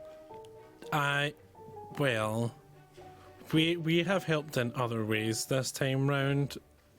I have been lucky enough to be in spots a couple of times when I see things as useful information and help out the Aurors. Like the Aurors wouldn't have known about the two people in the forest and at Hagrid's hut, or about the stuff down at the boathouse, or the people over at Hogsmeade if it weren't for me and Clem, you know. So we've helped in that way, and me and Rosie helped right away because we saw Hagrid go and we got them. So we've helped in other ways that aren't casting spells this time. We're sort of like, instead of being the frontline spellcasters, we're sort of like the information gatherer. We're kind of like spies, but the good kind of not the bad kind. Oh, I had a theory on the spy stuff, by the way. I think that me and Rosie weren't spies or aren't spies. We just got so close to this that someone cast a spell on us to make us think that we were spies and didn't remember. Sounds about Which right. makes more sense. And who have we seen around a whole bunch? David Calderon, but I knew we couldn't trust him. he has Do you 3 think- names for some reason. That's suspicious. Have you ever seen who David hangs out with? No, every time I've seen him, he's been on his own. He was on his own in the library that one time, and then a couple of times I ran into him, he was on his own. You see him on his own an awful lot. Maybe we should try to figure out a way to follow him when he goes off on his own. But, well, maybe. Me and Rosie were thinking that at one point, but then she panicked and yelled really loud, "We're not dating!" and stuff, and then... Right. I was thinking this time, though, we wouldn't panic and yell about dating, and instead we would just be like super secret spies and tail him. I think that could be a good idea, but the thing is, I did tell Headmistress McGonagall that David Calderon boot I saw in the area twice around the times of incidents. So he may already be under watch, and if we are caught watching him, Headmistress McGonagall might get angry, or we might be under suspicion ourselves, or... Which is exactly why we won't get caught. How hard do you think it would be to transfigure one of us into like a fly or something that you won't notice? Well, I can go get the book for you here. It's called Magical Mishaps, Terrible Transfigurations. It's volume 1. It's the first one of the series that I found. It's the one, remember I told you about the extra arm that killed the wizard? There's ones in there about transfiguring into animals and stuff. You can become an animagus, but it's really hard. You need to have a leaf in your mouth for a month, and there's moons involved and stuff, and I think we can do that next year if you want, but trying to just transfigure into stuff is dangerous, and you might end up... It can be bad. The whole series is really good. There's charms that harms and problems with potions and stuff, and I like it. It's good. It teaches you what not to do. Okay, never mind then. But yeah, it's good. What were we talking about? I think we were researching how to spy on someone. Right. Oh, I had to ask. Researching how to spy. That's good. Maybe listening things. The extendable ears. Oh, you need to check if those are still there. Wait, Right. Is it okay to go through Maisie's stuff when she's not here? No. We should write to Maisie.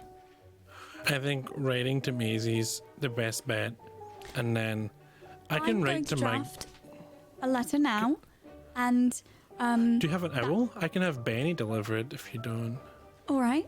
Do you want to get to studying, and I'll start writing the letter? Okay, magical spies. I'm pretty sure I already looked at some books for this. I had them picked out. I can just get those out again. Okay. Let's get to it. So you do the task that you were not tasked with doing. You spend your entire lunch handling that. And it's time for class. And you do you all go to your next class? It's potions for the Gryffindors, and double potions for the Gryffindors with Slytherins, and the Ravenclaws have defense against the dark arts, and charms for Hufflepuff. I'm definitely going to would go. class. I have that's my I have favorite. questions. Oh yeah, good class for questions. Yeah, I just figured out I'm supposed to learn a charm in order to go swimming, so I'm going to charms class. Okay. Freaking classes. Can't believe I go to a school. Yeah. Barely. So, I think we join Rosie for charms first. Rosie, you got some food. How are you feeling? How are you looking right now as you head to class? I think that I look braver than I looked before. I think that Rosie's a little bit better. She's took a bunch of sandwiches and shoved them in her pockets, but she's so that way in case she has to go back to the library, people can be like, oh, well, she's got a snack, so I can't make her go back to the Great Hall. I think mostly right now she knows that there is questions she has for charms class, so she looks very determined. She's like, I'm here, I have one task, I don't care what the teacher wants to talk about. Okay. Ready to go. All right, fair. Professor Phileas Flitwick, the vice headmaster, is standing outside his class with a register as well.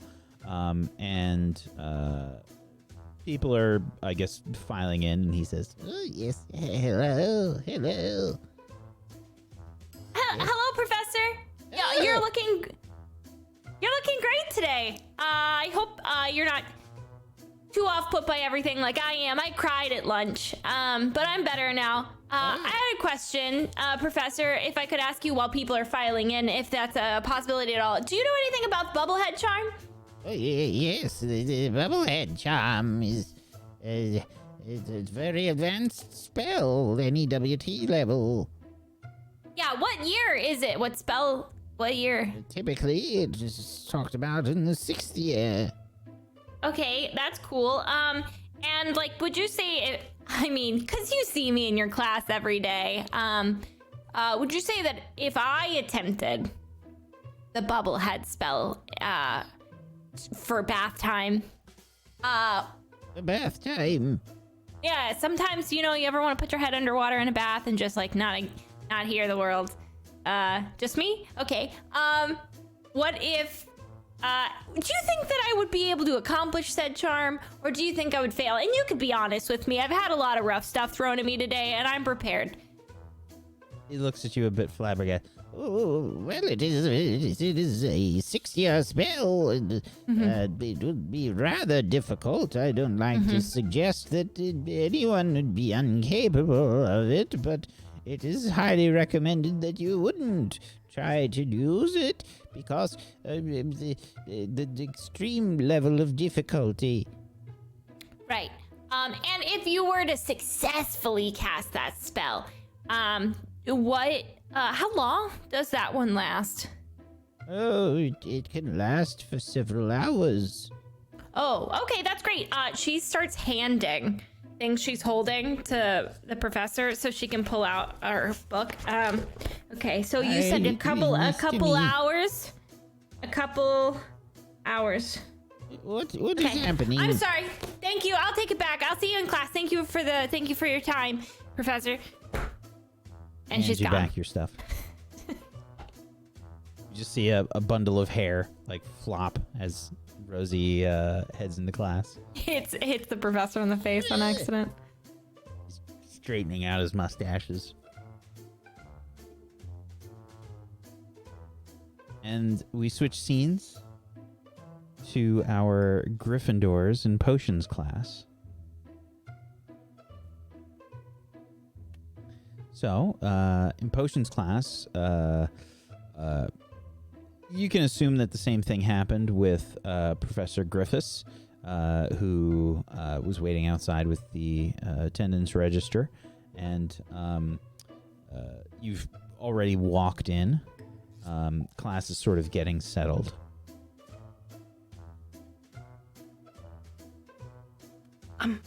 Olive, should I go ask the professor about... Also, did you find anything about in herbology? No. Nothing. You found nothing? Oh, man. Okay. Honestly, nothing. Okay. Nothing at all. Thanks for looking. Okay. I'm gonna go ask the professor if you want to keep a spot for me. Good idea. I'll save your seat. Thanks. And I walk up to the professor. Professor? Yes, what can I do for you? Hello. I just have a very quick question for you. It might seem bizarre, but I'm trying to do research on ways to swim longer in the water because I want to become a better swimmer. It's a muggle dream of mine. So, do you happen to know of any potions or anything? I've heard of the bubblehead charm, but it's quite difficult, and I was wondering if there was anything a little bit more accessible. The various. Would you know? You're looking for some sort of underwater breathing potion. I think so, yes. Oh, yes. I believe that, it is a bit above your current ability, but it is possible, yes. Would it have a name, Professor? An underwater breathing potion. Oh. That's straight to the point, then. Thank you. Okay. Would I find information on that in the library more? Ingredients, processes, things like that? Yes, you would. Okay. Thank you so much, Professor. Sorry for wasting your time. Okay, bye. It's not a waste. It's not a waste. Any interest in potions is worth asking a question. I'm sorry. There's a lot going on right now.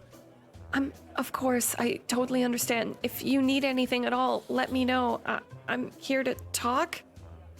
Okay, I'm gonna go take a seat at my desk. Bye. And I just so awkwardly scuttle back to my seat. Mm-hmm. Okay, well, I feel like I aged like 4 years from that awkward interaction, but that's fine. So apparently there's a potion called a underwater breathing potion. If it does what it says, Rosalina should be able to figure that out like that. And you as well. You could also figure it out like that. You two are potion-y. What year is it, though? Professor did not say. I'm anticipating another tour of the library this evening. I'm going to just ask one more question. I'll be right back. Okay. Professor? Yes. And Olive's gonna run over. Professor? Yes. Do you know, I know sometimes with spells that I've tried that have been a bit beyond my year, sometimes it goes all right, sometimes not so much. With potions, do you think, just saying, if you happened, I don't know, to have a student who really loves potions, who's trying to do, let's say, a 3rd year potion, and she was really good student and tried really hard at it, do you think that that could be something I could do? She could do. Could she try a 3rd year potion if she was only a 2nd year? It's not recommended, but of course. You think I could do it, though? You think it would work? I always encourage at least thorough investigation and practice. Thank you, Professor. As long as you take the proper precautions, of course. And Olive just, after she said thank you, right as they were saying, as long as you take, Olive was already walking away. So she did not listen to the part about the precautions. Well, Clem, I have good news. Okay. better news. Which would you like to hear first? Honestly, let's start at the bottom and move up. So what's the good news and then the even better news? Good news is I'm going to make an invisibility potion. Okay, that came out of why invisibility? So I mean, we can that's follow wonderful. David and see what he's been getting up to. Goes Okay. alone all the time. Alex That's keeps true. seeing him appear coincidentally right before weird things happen, or I don't know, after. Okay. That way- That's awesome. I can avoid all of the horrendous outcomes that Alex showed me in that book. Magical mishaps. Have you seen that before? It's just awful. I try to avoid its negative thinking, I guess. Ugh. Potion's much easier than transfiguring myself into a fly. Was that on the docket? You were gonna. It was on my that something? docket. Okay. You could. Is there like a cooler creature you could transfigure yourself into? What's wrong with flies? Nothing. They're very cool. Lots of eyes. Big, beautiful eyes. Just your eyes, but like 8 of them. It would be something. Beautiful. Beautiful. What's the even better news? A professor said that I could do a 3rd-year potion, so complete confidence in me, I think, were their exact words, actually. So That's amazing. That's amazing. I'm guessing the invisibility potion is a 3rd-year potion. Mm-hmm. Yeah. Okay, cool. Well, let me know before you take it, because wouldn't want you walking around all invisible. I might say something unexpected, not knowing that you're there. that's the whole purpose of an invisibility potion, is for me to walk around invisible. What? I don't... What? Oh, I think class is starting. Oh, did you hear the professor? He just made some noise. Students, Oh. if you could please have your seats. We're starting class now. Class begins, and I think we get like a little bit of side eye coming from Olive towards Clem. Clem is making an actual noise from the blood pressure in her body. Yeah. There's a slight hum that's happening as she turns lobster colored. All right. I think that's the way that the rest of the classes go for the day. There's a lot of questions and speculations and whatnot. Were you going to try to ask any questions or anything, Alex, in either Defense Against the Dark Arts, Transfiguration, or History of Magic? In Defense Against Dark Arts, I'd be very interested in any spells used for infiltration purposes or psychological, magical, psychomagical warfare. Okay. So I think we have a conversation that we have to do. You've approached Professor Bovin. We can Just- say after class or before class. Before class, because I'm already thinking about it. Mm-hmm. So I Okay. was trying to find the books and stuff. Yeah, so Help she's Professor. doing the register and looking out for students and whatnot. And you approach. Professor Bovin, hello. Yes, hello. Are there particular I was wondering about spells of the psychological, psychomagical, spy infiltration sort of genre per se, and if those are a thing. Yes, there are. There are quite a few spells that have to do with the mind. What specifically are you looking to do? not to protect myself from, mostly in since defense against it. I was wondering, That's good to you know, hear. if there are spells that make people think things that are maybe not real, or how would one protect themselves from those kind of spells, or figure out if they've been the target of such spells? Well, there are several detection spells that you could use. There are some spells that are used for healing the mind, which can be extremely difficult, and many witches and wizards study for many years to determine the best way to cast these spells. Detection spells are usually the easiest to cast. Detection spells, okay. Detection spells. Okay. However, I was I wondering. would suggest that certain unforgivable curses could very well go undetected. Unforgivable curses. Yes. That would be bad. That's the kind of thing that. They are, in fact, unforgivable for a reason. Right. I have another just general question. Are there magical spies? What do you mean? Right. In the Muggle world, would, at least from things I saw on TV, Muggle governments and organizations have people who they pay to go and find things out or sabotage the governments or organizations of rivals and such, and I was wondering if there's magical versions of those, like wizard spies.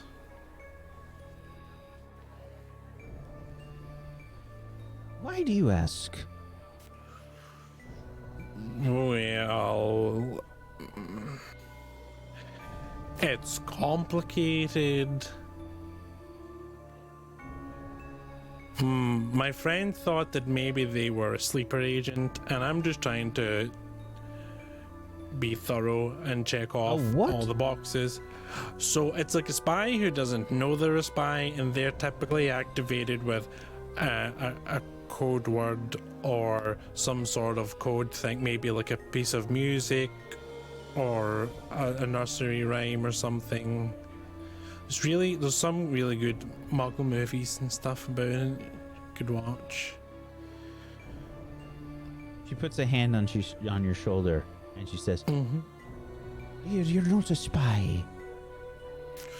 Right.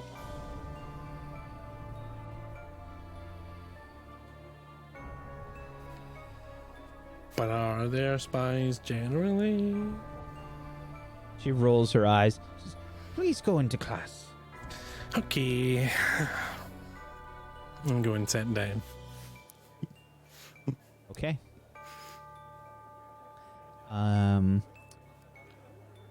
We pass through the rest of the day's classes. What's everybody doing? Food first. That's an unwritten swath rule now. We get food first. Yeah, I guess packed- meet in the Great Hall. I packed sandwiches, so I'm going to the library. If you go to the library again. I have to figure out how to make this potion. Fight me. Y'all didn't do your job. Okay, if I get to the Great Hall and Rosie is not there, then I'm immediately also going to the library. So Gosh that's my darn it, plan. y'all. I head to the Great Hall and optimistically assume it's just taking Rosie a minute to join us, so I stay in case Rosie shows up. Okay. Yeah, Alex, you and Barney arrive. You can see Olive sitting at the table. Hi, Olive. Oh, how did class go? Well, there was mention of unforgivable curses. What? I was questioning Professor Bowen about mind magic and stuff, and spies and stuff, and she mentioned unforgivable curses. In what way? And that some of those can affect the mind and stuff, I think. We think Alex is under an imperious curse. I don't, it's, no. Well, maybe I had been, maybe. It's a possibility that I don't think we should discard, but Well, then, we shouldn't. How are we supposed to know if you are? Well, I can say I don't feel like I am. That's exactly what someone under an imperious curse would be controlled into saying. Well, I think, whoa, can I do an I read about that for Imperious Curse? Oh yeah. I'll use my house benefit to automatically succeed. Okay. And then my 3 questions.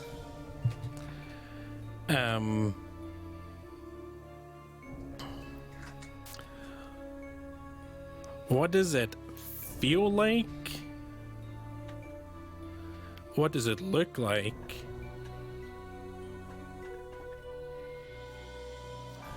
And maybe, can I kind of combine where is it from and what does it look like to understand the range of the spell, and if it's like a one-time cast or like a channeling type spell? Sure.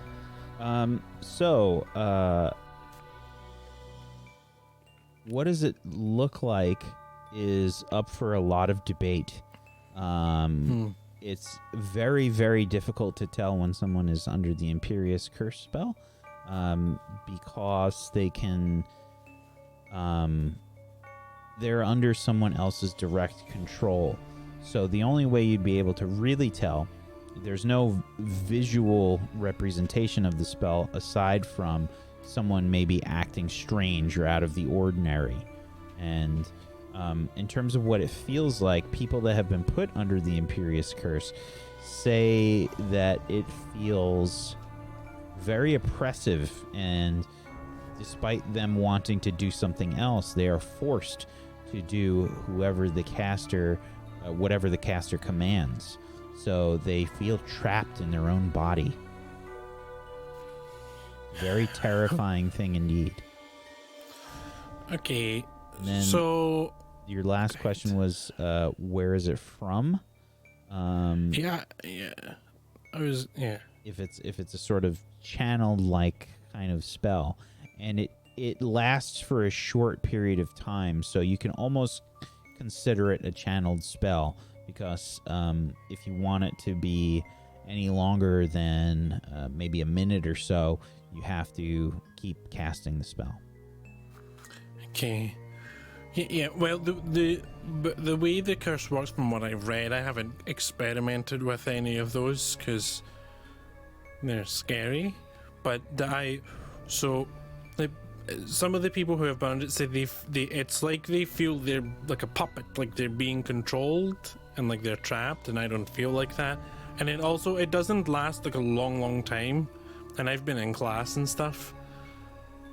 So I could, unless someone was casting it on me right now or had just cast it, and that would have to be Barney, and Barney wouldn't cast an unforgivable curse because he's... I don't even know how to cast it. Alright. For now. For now. For now.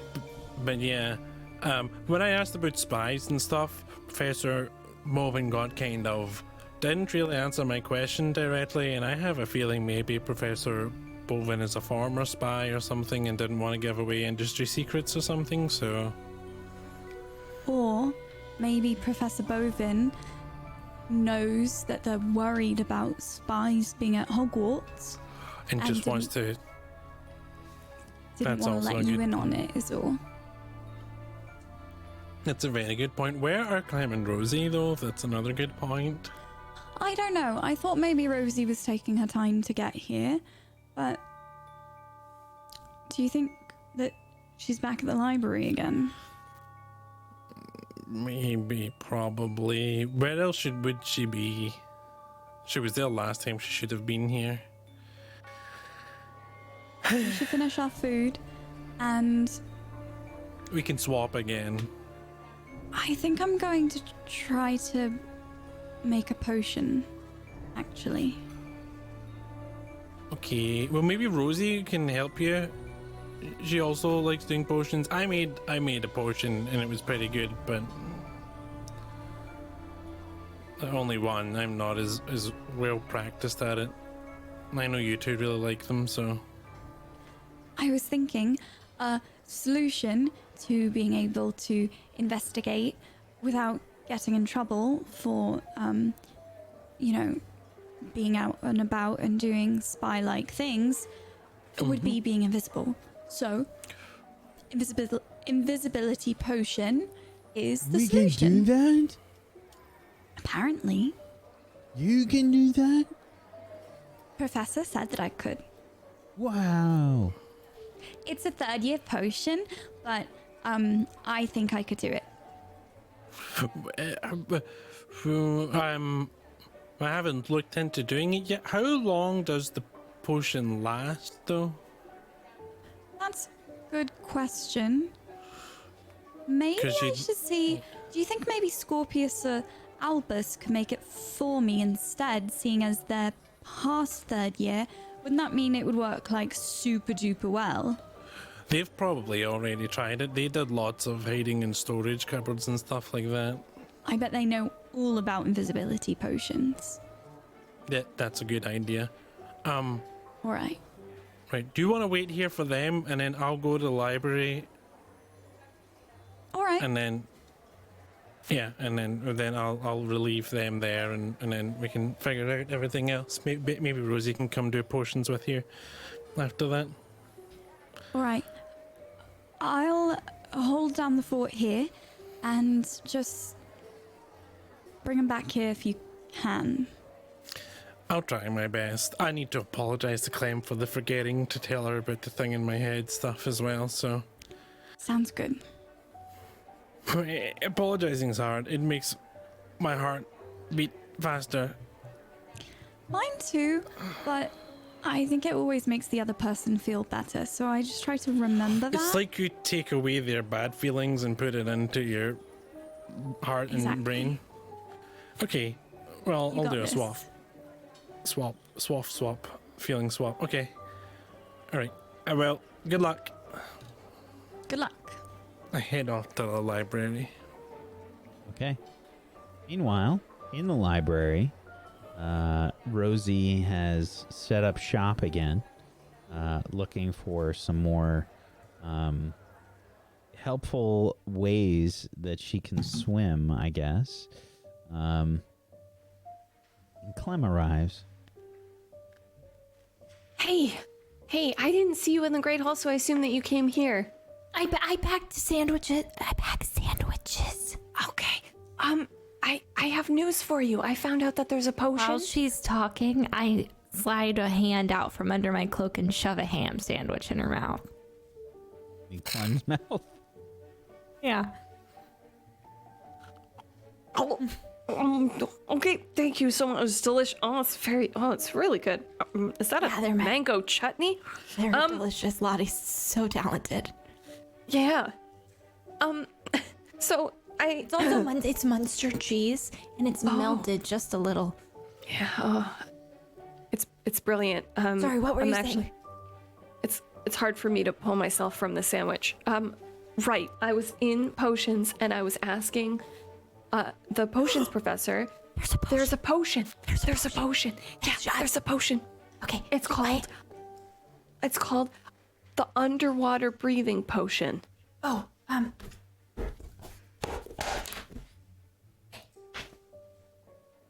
I don't know what year it's for.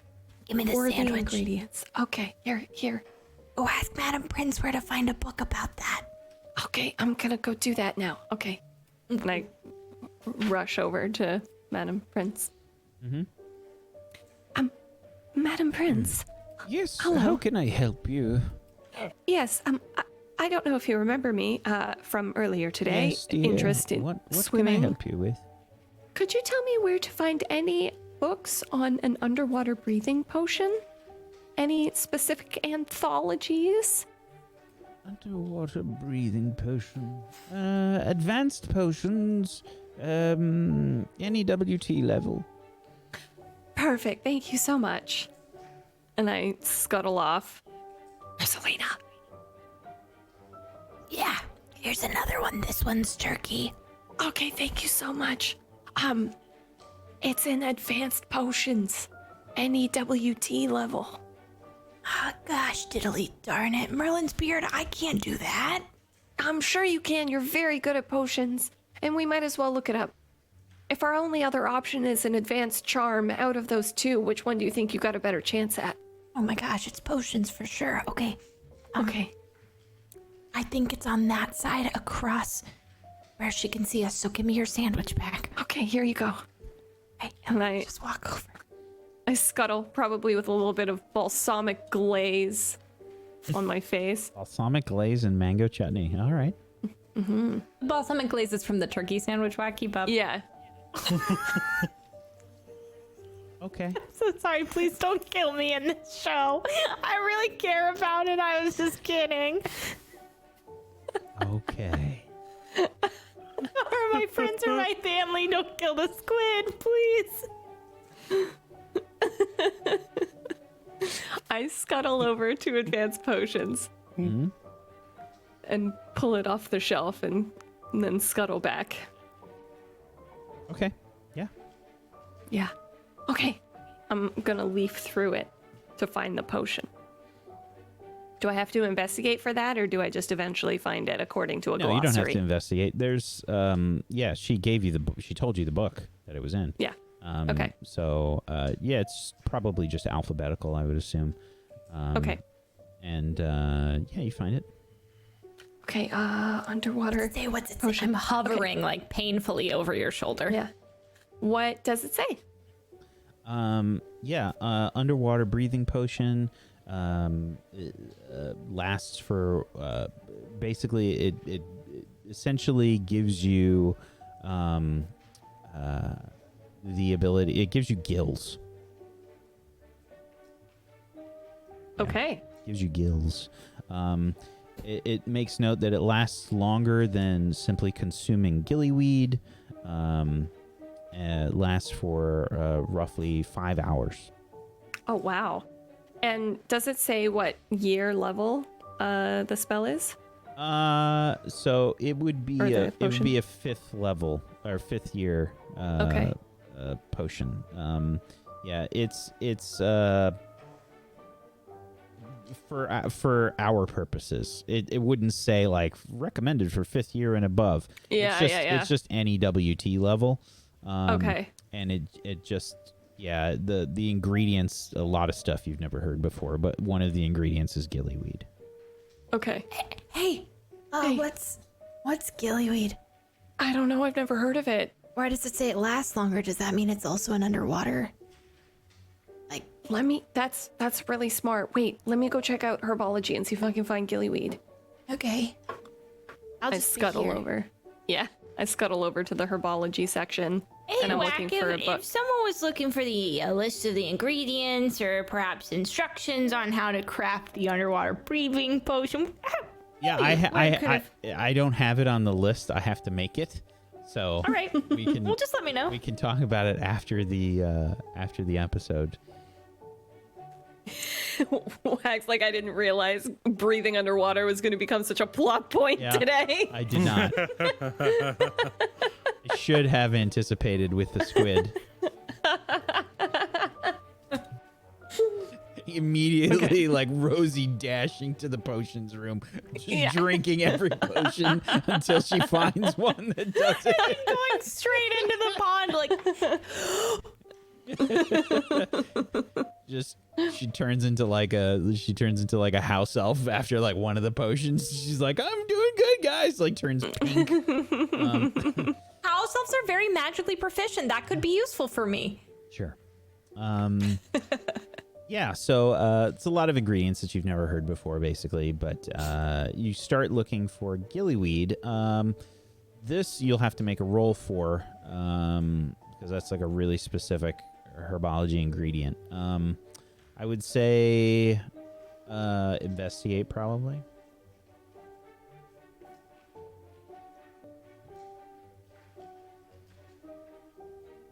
Whoever's doing the roll. Oh, am I doing it? Do you want me to look? I thought it was Clem Oh. that said that she was doing it.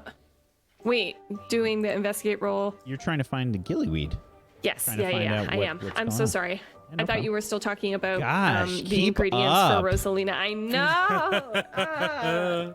She's just so flabbergasted because I threatened you earlier. So I know.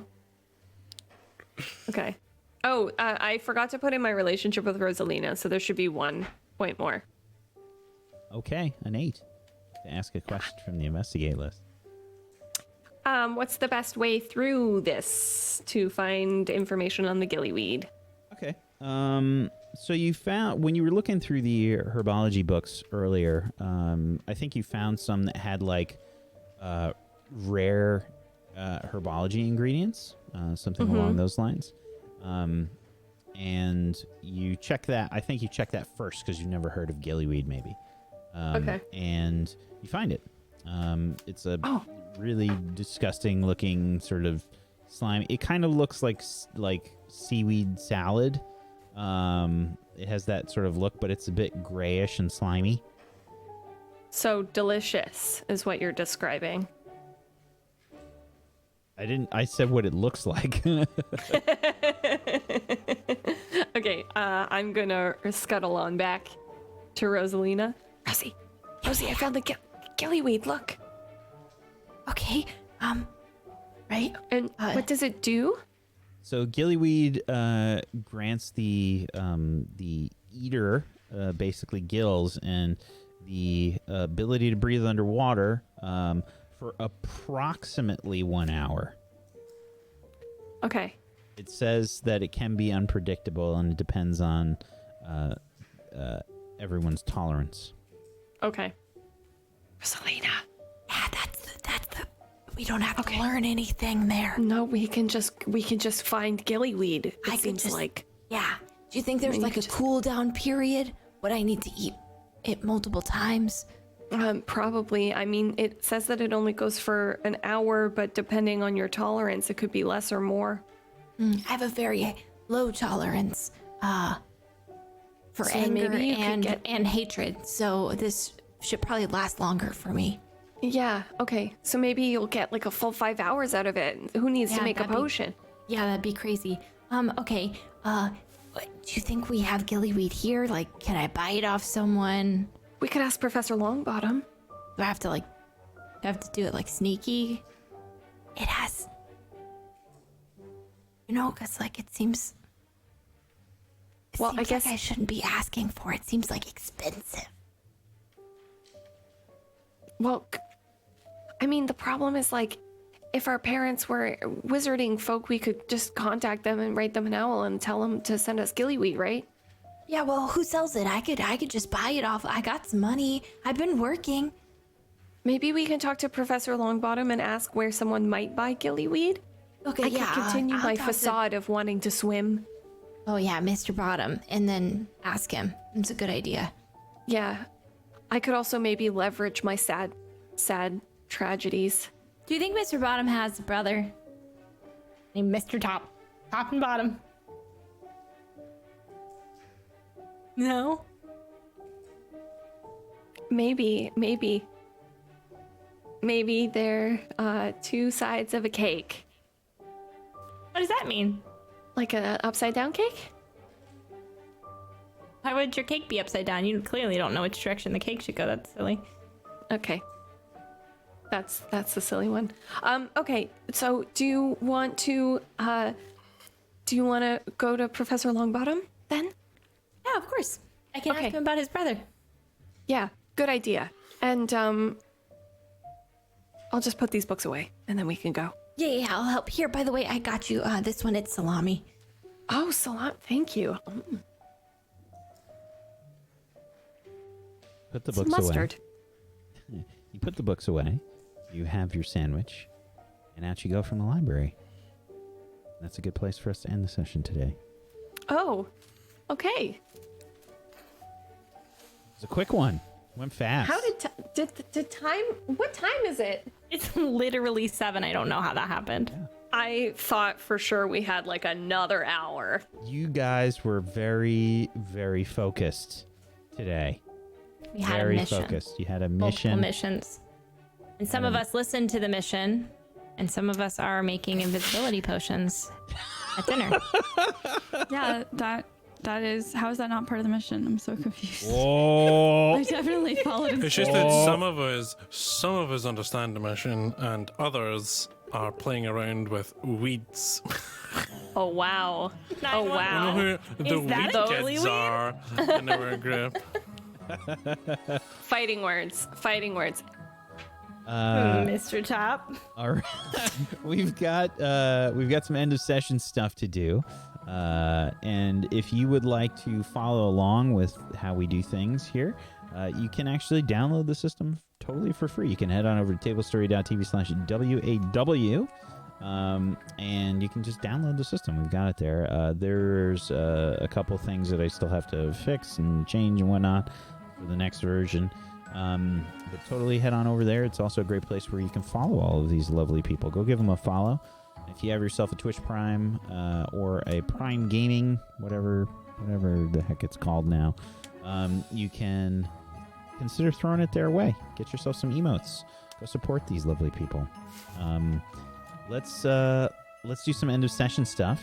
And the first thing that we do are relationships. If you feel as if you've grown closer to another player character, you can add a +1 to your relationship with them, or if you feel like you've grown further away, that's a -1 and an XP. Who would like to go first? I grew Clan's closer to getting my Clem. -1.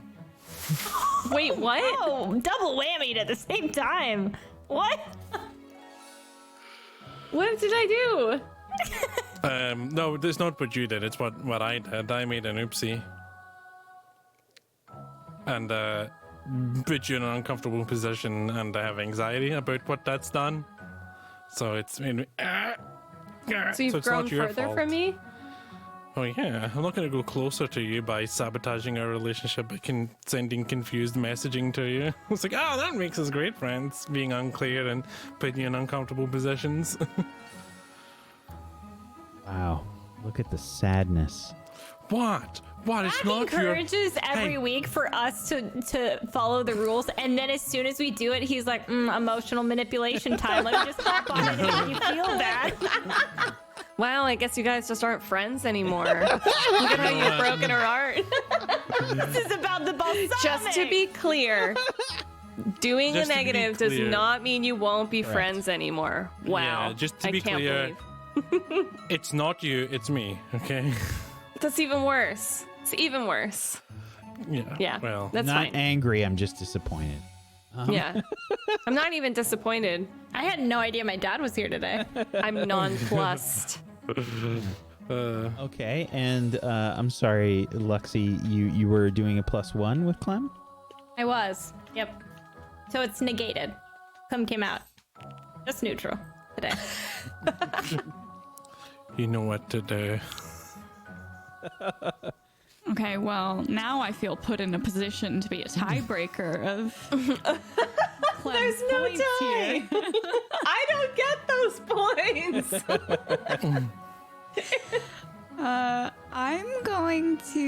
I'm going to give Alex my +1 this week because I think Alex and Olive had some nice strategizing together.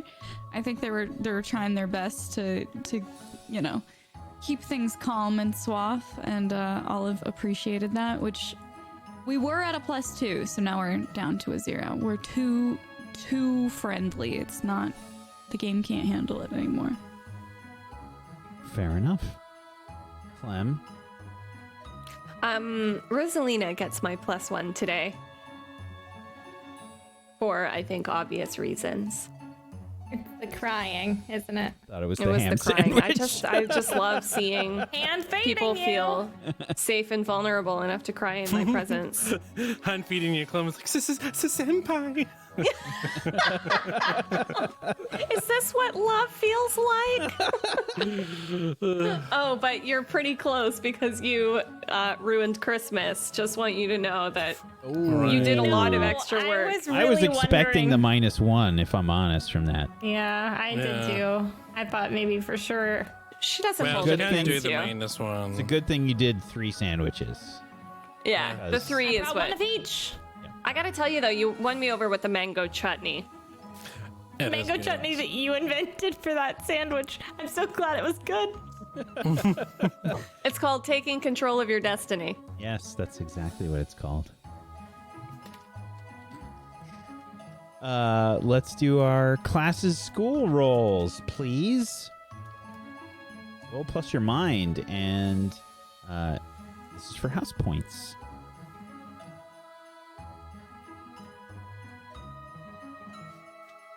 Whoa! I'm gonna do a lap.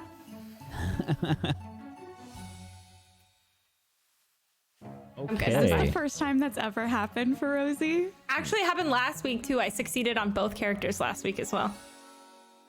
I don't know what's happening. Everything's coming up rosy. I'm, all right. I'm determined to make the Hufflepuff succeed. This is a good way to make it happen. This is some good rolls here. Okay. So let's start with Clem, I think was our first one. No, No, I Olive. was at the end. Rosie. Olive. Yeah, Olive, yeah. Olive. Okay, so let's start with the Gryffindors. Olive, it gets a Gryffindor 10 points. Well done. And Clem gets them another 10 points. Holy cow. I will roll for the last one.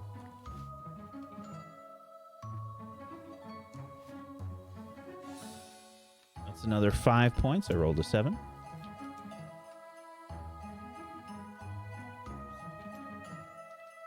Alrighty. And for the Hufflepuffs, Rosie with an 11 gets Hufflepuff 10 points. I'm watching you. I rolled a 10. 10 more points for Hufflepuff. Whoa. Triple digits. And a 5. That puts him at 5. Still triple digits, though. All right. Ravenclaw. Alexander with a 10. Gets 10 points. I roll a 7. That's 5 points. Oops.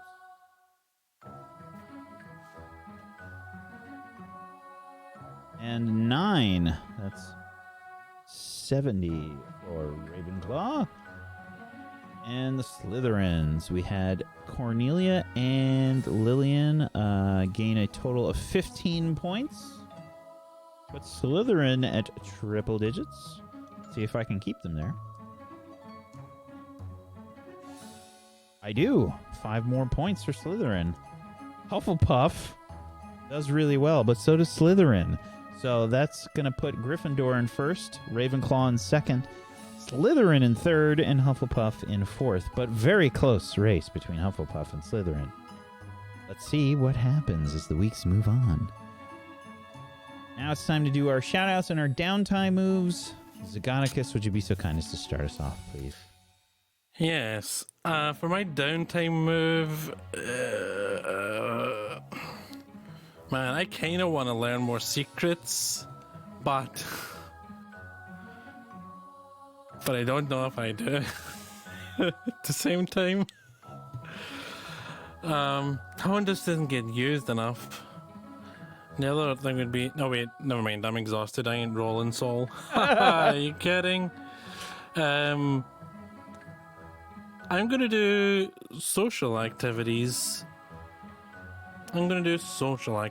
See if I can get some read between the lines, because that's always helpful, since Alex generally doesn't have a clue what's happening with people. So, Oh, that's a 10.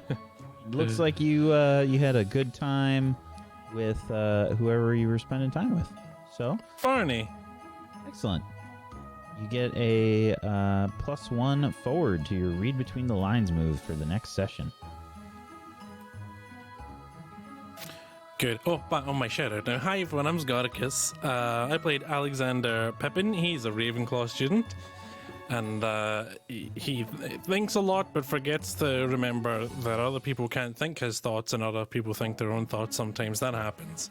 You can find me here on Table Story on Sundays as well, where I play Ippo Tobith in Dying Order, where we're currently using the quest system. It was previously D&D. It's got a bunch of awesome people on it. It's an awesome campaign, so make sure you check that out. You can come and hang out with me. I'm Sgoricus on all the internet places. I stream on Twitch. I've been streaming Hades a whole bunch, and I think we're just about to, like, our relationship with Dusa is hitting its peak. We declared our affections to her, and she was like, oh, my feelings are complicated, and disappeared. And I think the next time we see her, we'll resolve the relationship with her. It'll be great. In the meantime, we'll be escaping from hell through Tartarus, Asphodel, and Elysium, and destroying the souls of Hades along the way, and it'll be great fun. So come hang out with me while I do that. Thanks. Bye. Thank you, buddy. Nagaorix. I would like to attend a club meeting this week. Okay, make a soul roll. I'm not great with soul rolls, so fingers crossed. Okay, on brand. Ouch. Podcast listeners, I just rolled a 1. Oh god. I don't know how. That's what happens when you have a minus. Are you going to a club? Yeah, I don't. Did you confuse clubbing and like clubs, or you were trying to go party? I don't know what a 1 translates to in terms of how the club meeting went, but I'm guessing Olive is not invited back for another week. Hi, I'm Nagaorix. I was playing Olive today. I'm never attending a club again for as long as I live. You can come by and say hi sometime. I stream 4 days a week on my own channel. And tomorrow we're actually going to be doing a very special sponsored stream to celebrate the launch of a video game that I'm a voice actor in, Cooks Are Delicious 3. It's coming out tomorrow on PlayStation 4 and Xbox, and it's on the Switch, and it's on PC, and it's going to be on the new Amazon Luna as well. So like, it's on everything now. It's very exciting, and I'm doing a bunch of giveaways to celebrate tomorrow. So if you want to come hear me voice act and talk to myself in a video game, you can come tomorrow, I guess. Thank you. That's all. You should play Vanna's part when you're playing the game. She tells me I didn't do a good job when I play the game because I'm not very good at it. My character's very bubbly and sweet. Her character is very no nonsense and tells it like it is. Puzzle piece is right there. It's there. It's that clip, but us as robots. So check out the game if you want Vanna to yell at you as well. That might have been the funniest thing I've ever seen in my life. It actually really is a great clip. I think I fell out of my chair when I watched it. It was so freaking hilarious. Thank you. It's a good one. Murgles. Hello. Okay, this is gonna seem really sketchy, like I'm copying your stuff, but I was also planning on doing a club this week because I want those secrets. We're not I want actually the 12. secrets. We don't think that you're copying us.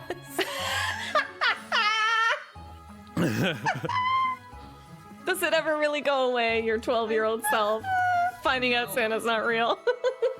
That was one of my favorite moments we've ever had on the show, by the way. I have never I'm felt such realizing- confusion and regret. Iconic, truly. What? Yeah. Okay. Club is a soul roll, Soul correct? roll? Yep. Well, I went with you to that club and we both got kicked out. What did we do? I don't know, How did it go man. that poorly. I don't know. I was probably just staring at you and fell over or something ridiculous. And then you were like, what's happening? And because of your confusion. I don't know. Hello, I'm Murgles. I stream on Twitch. I played Clementine for you today. I stream on Twitch and Murgles, twitch.tv/Murgles. I'm creating an animated film from scratch. So I'm on the last 10 backgrounds. I spent the week painting moss. It's been very soothing. Yeah, that's about it. No, I'm on a show on Saturdays called Leech at 4 p.m. on Table Story. It's super fun. Come hang out. We're playing fun. It's very dark. It's a very different vibe. Oh boy, is it a different vibe, but it's a good one. So It's the same show. Let's be honest. It's the exact same show. You know, I would normally like hop on that joke, but I feel like the events of last week, Yeah, if it we was a bit did rough. say that, Yeah, then don't- people would go watch it being like, oh, happy vampires. Yeah. Yeah. Anyway. It's dark with adult themes. Yes. Yes, it is. So yeah, thank you so much for having me. Bye. God.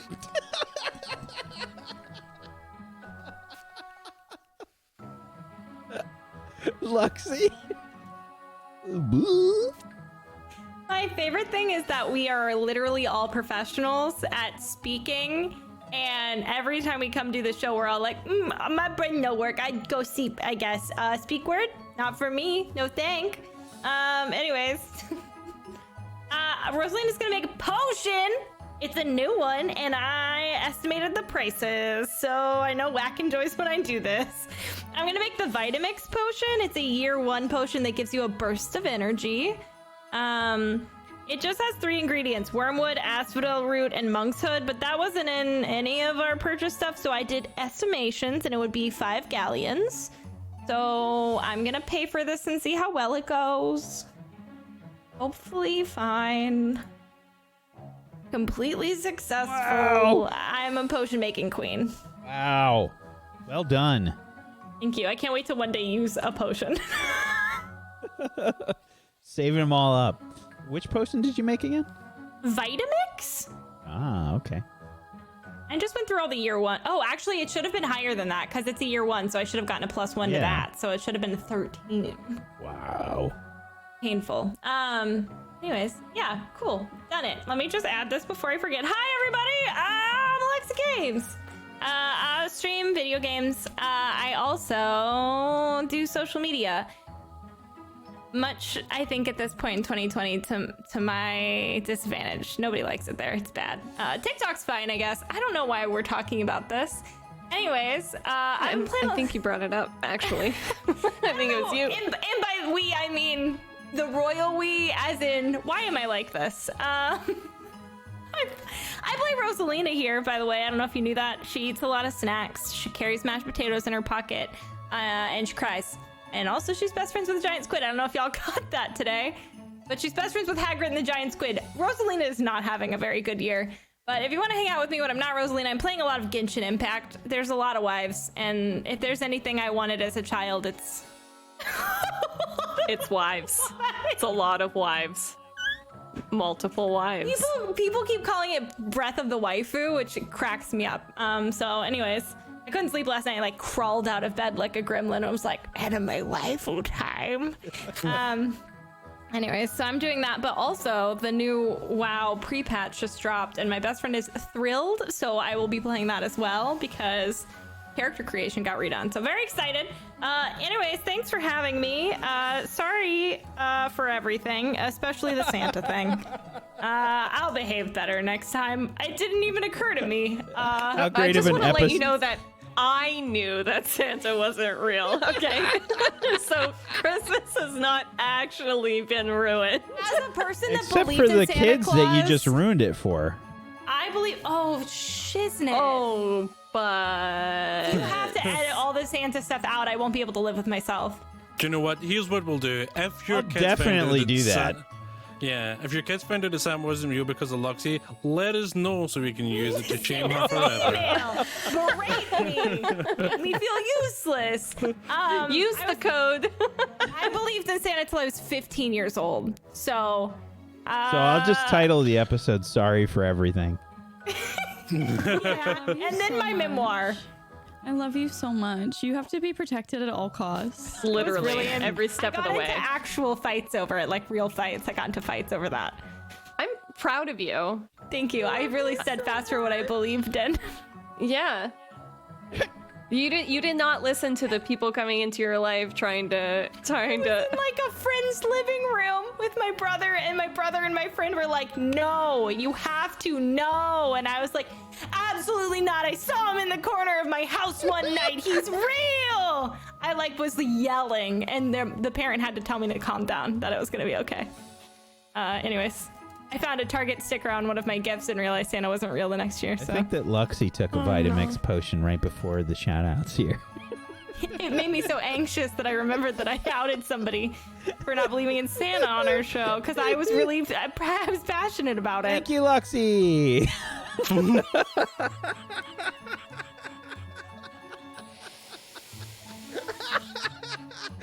Go find your security blankets, everybody.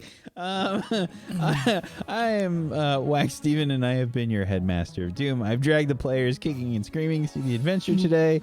We do a lot of smiling. We do a lot of laughing here. Thank you so much, everybody, for being with us today. We appreciate you. Thank you so much. Thank you for the love and the support. And thank you to Luxie. Thank you, Murgles. Thank you, Nega Oryx. And thank you, Zagonicus, for being awesome role players. I appreciate you. It's always a good time, so thank you very much. Hopefully we put smiles on your faces today. We kept you interested, and you enjoyed the episode, and we'll see you tomorrow for Gone, a wonderful show that's run by Pumpkinberry, a surreal thriller that is nearing, I think, getting close to some sort of resolution of some kind. I don't know. And good for it. I don't know. But hopefully you'll join us tomorrow at 4 p.m. Eastern for that, and we might have something special for you there too. We might have something special for you. I don't know. Special. Mysterious. Thank you, everybody, for watching. Peace out. Have a wonderful rest of your Tuesday. Good night, everybody.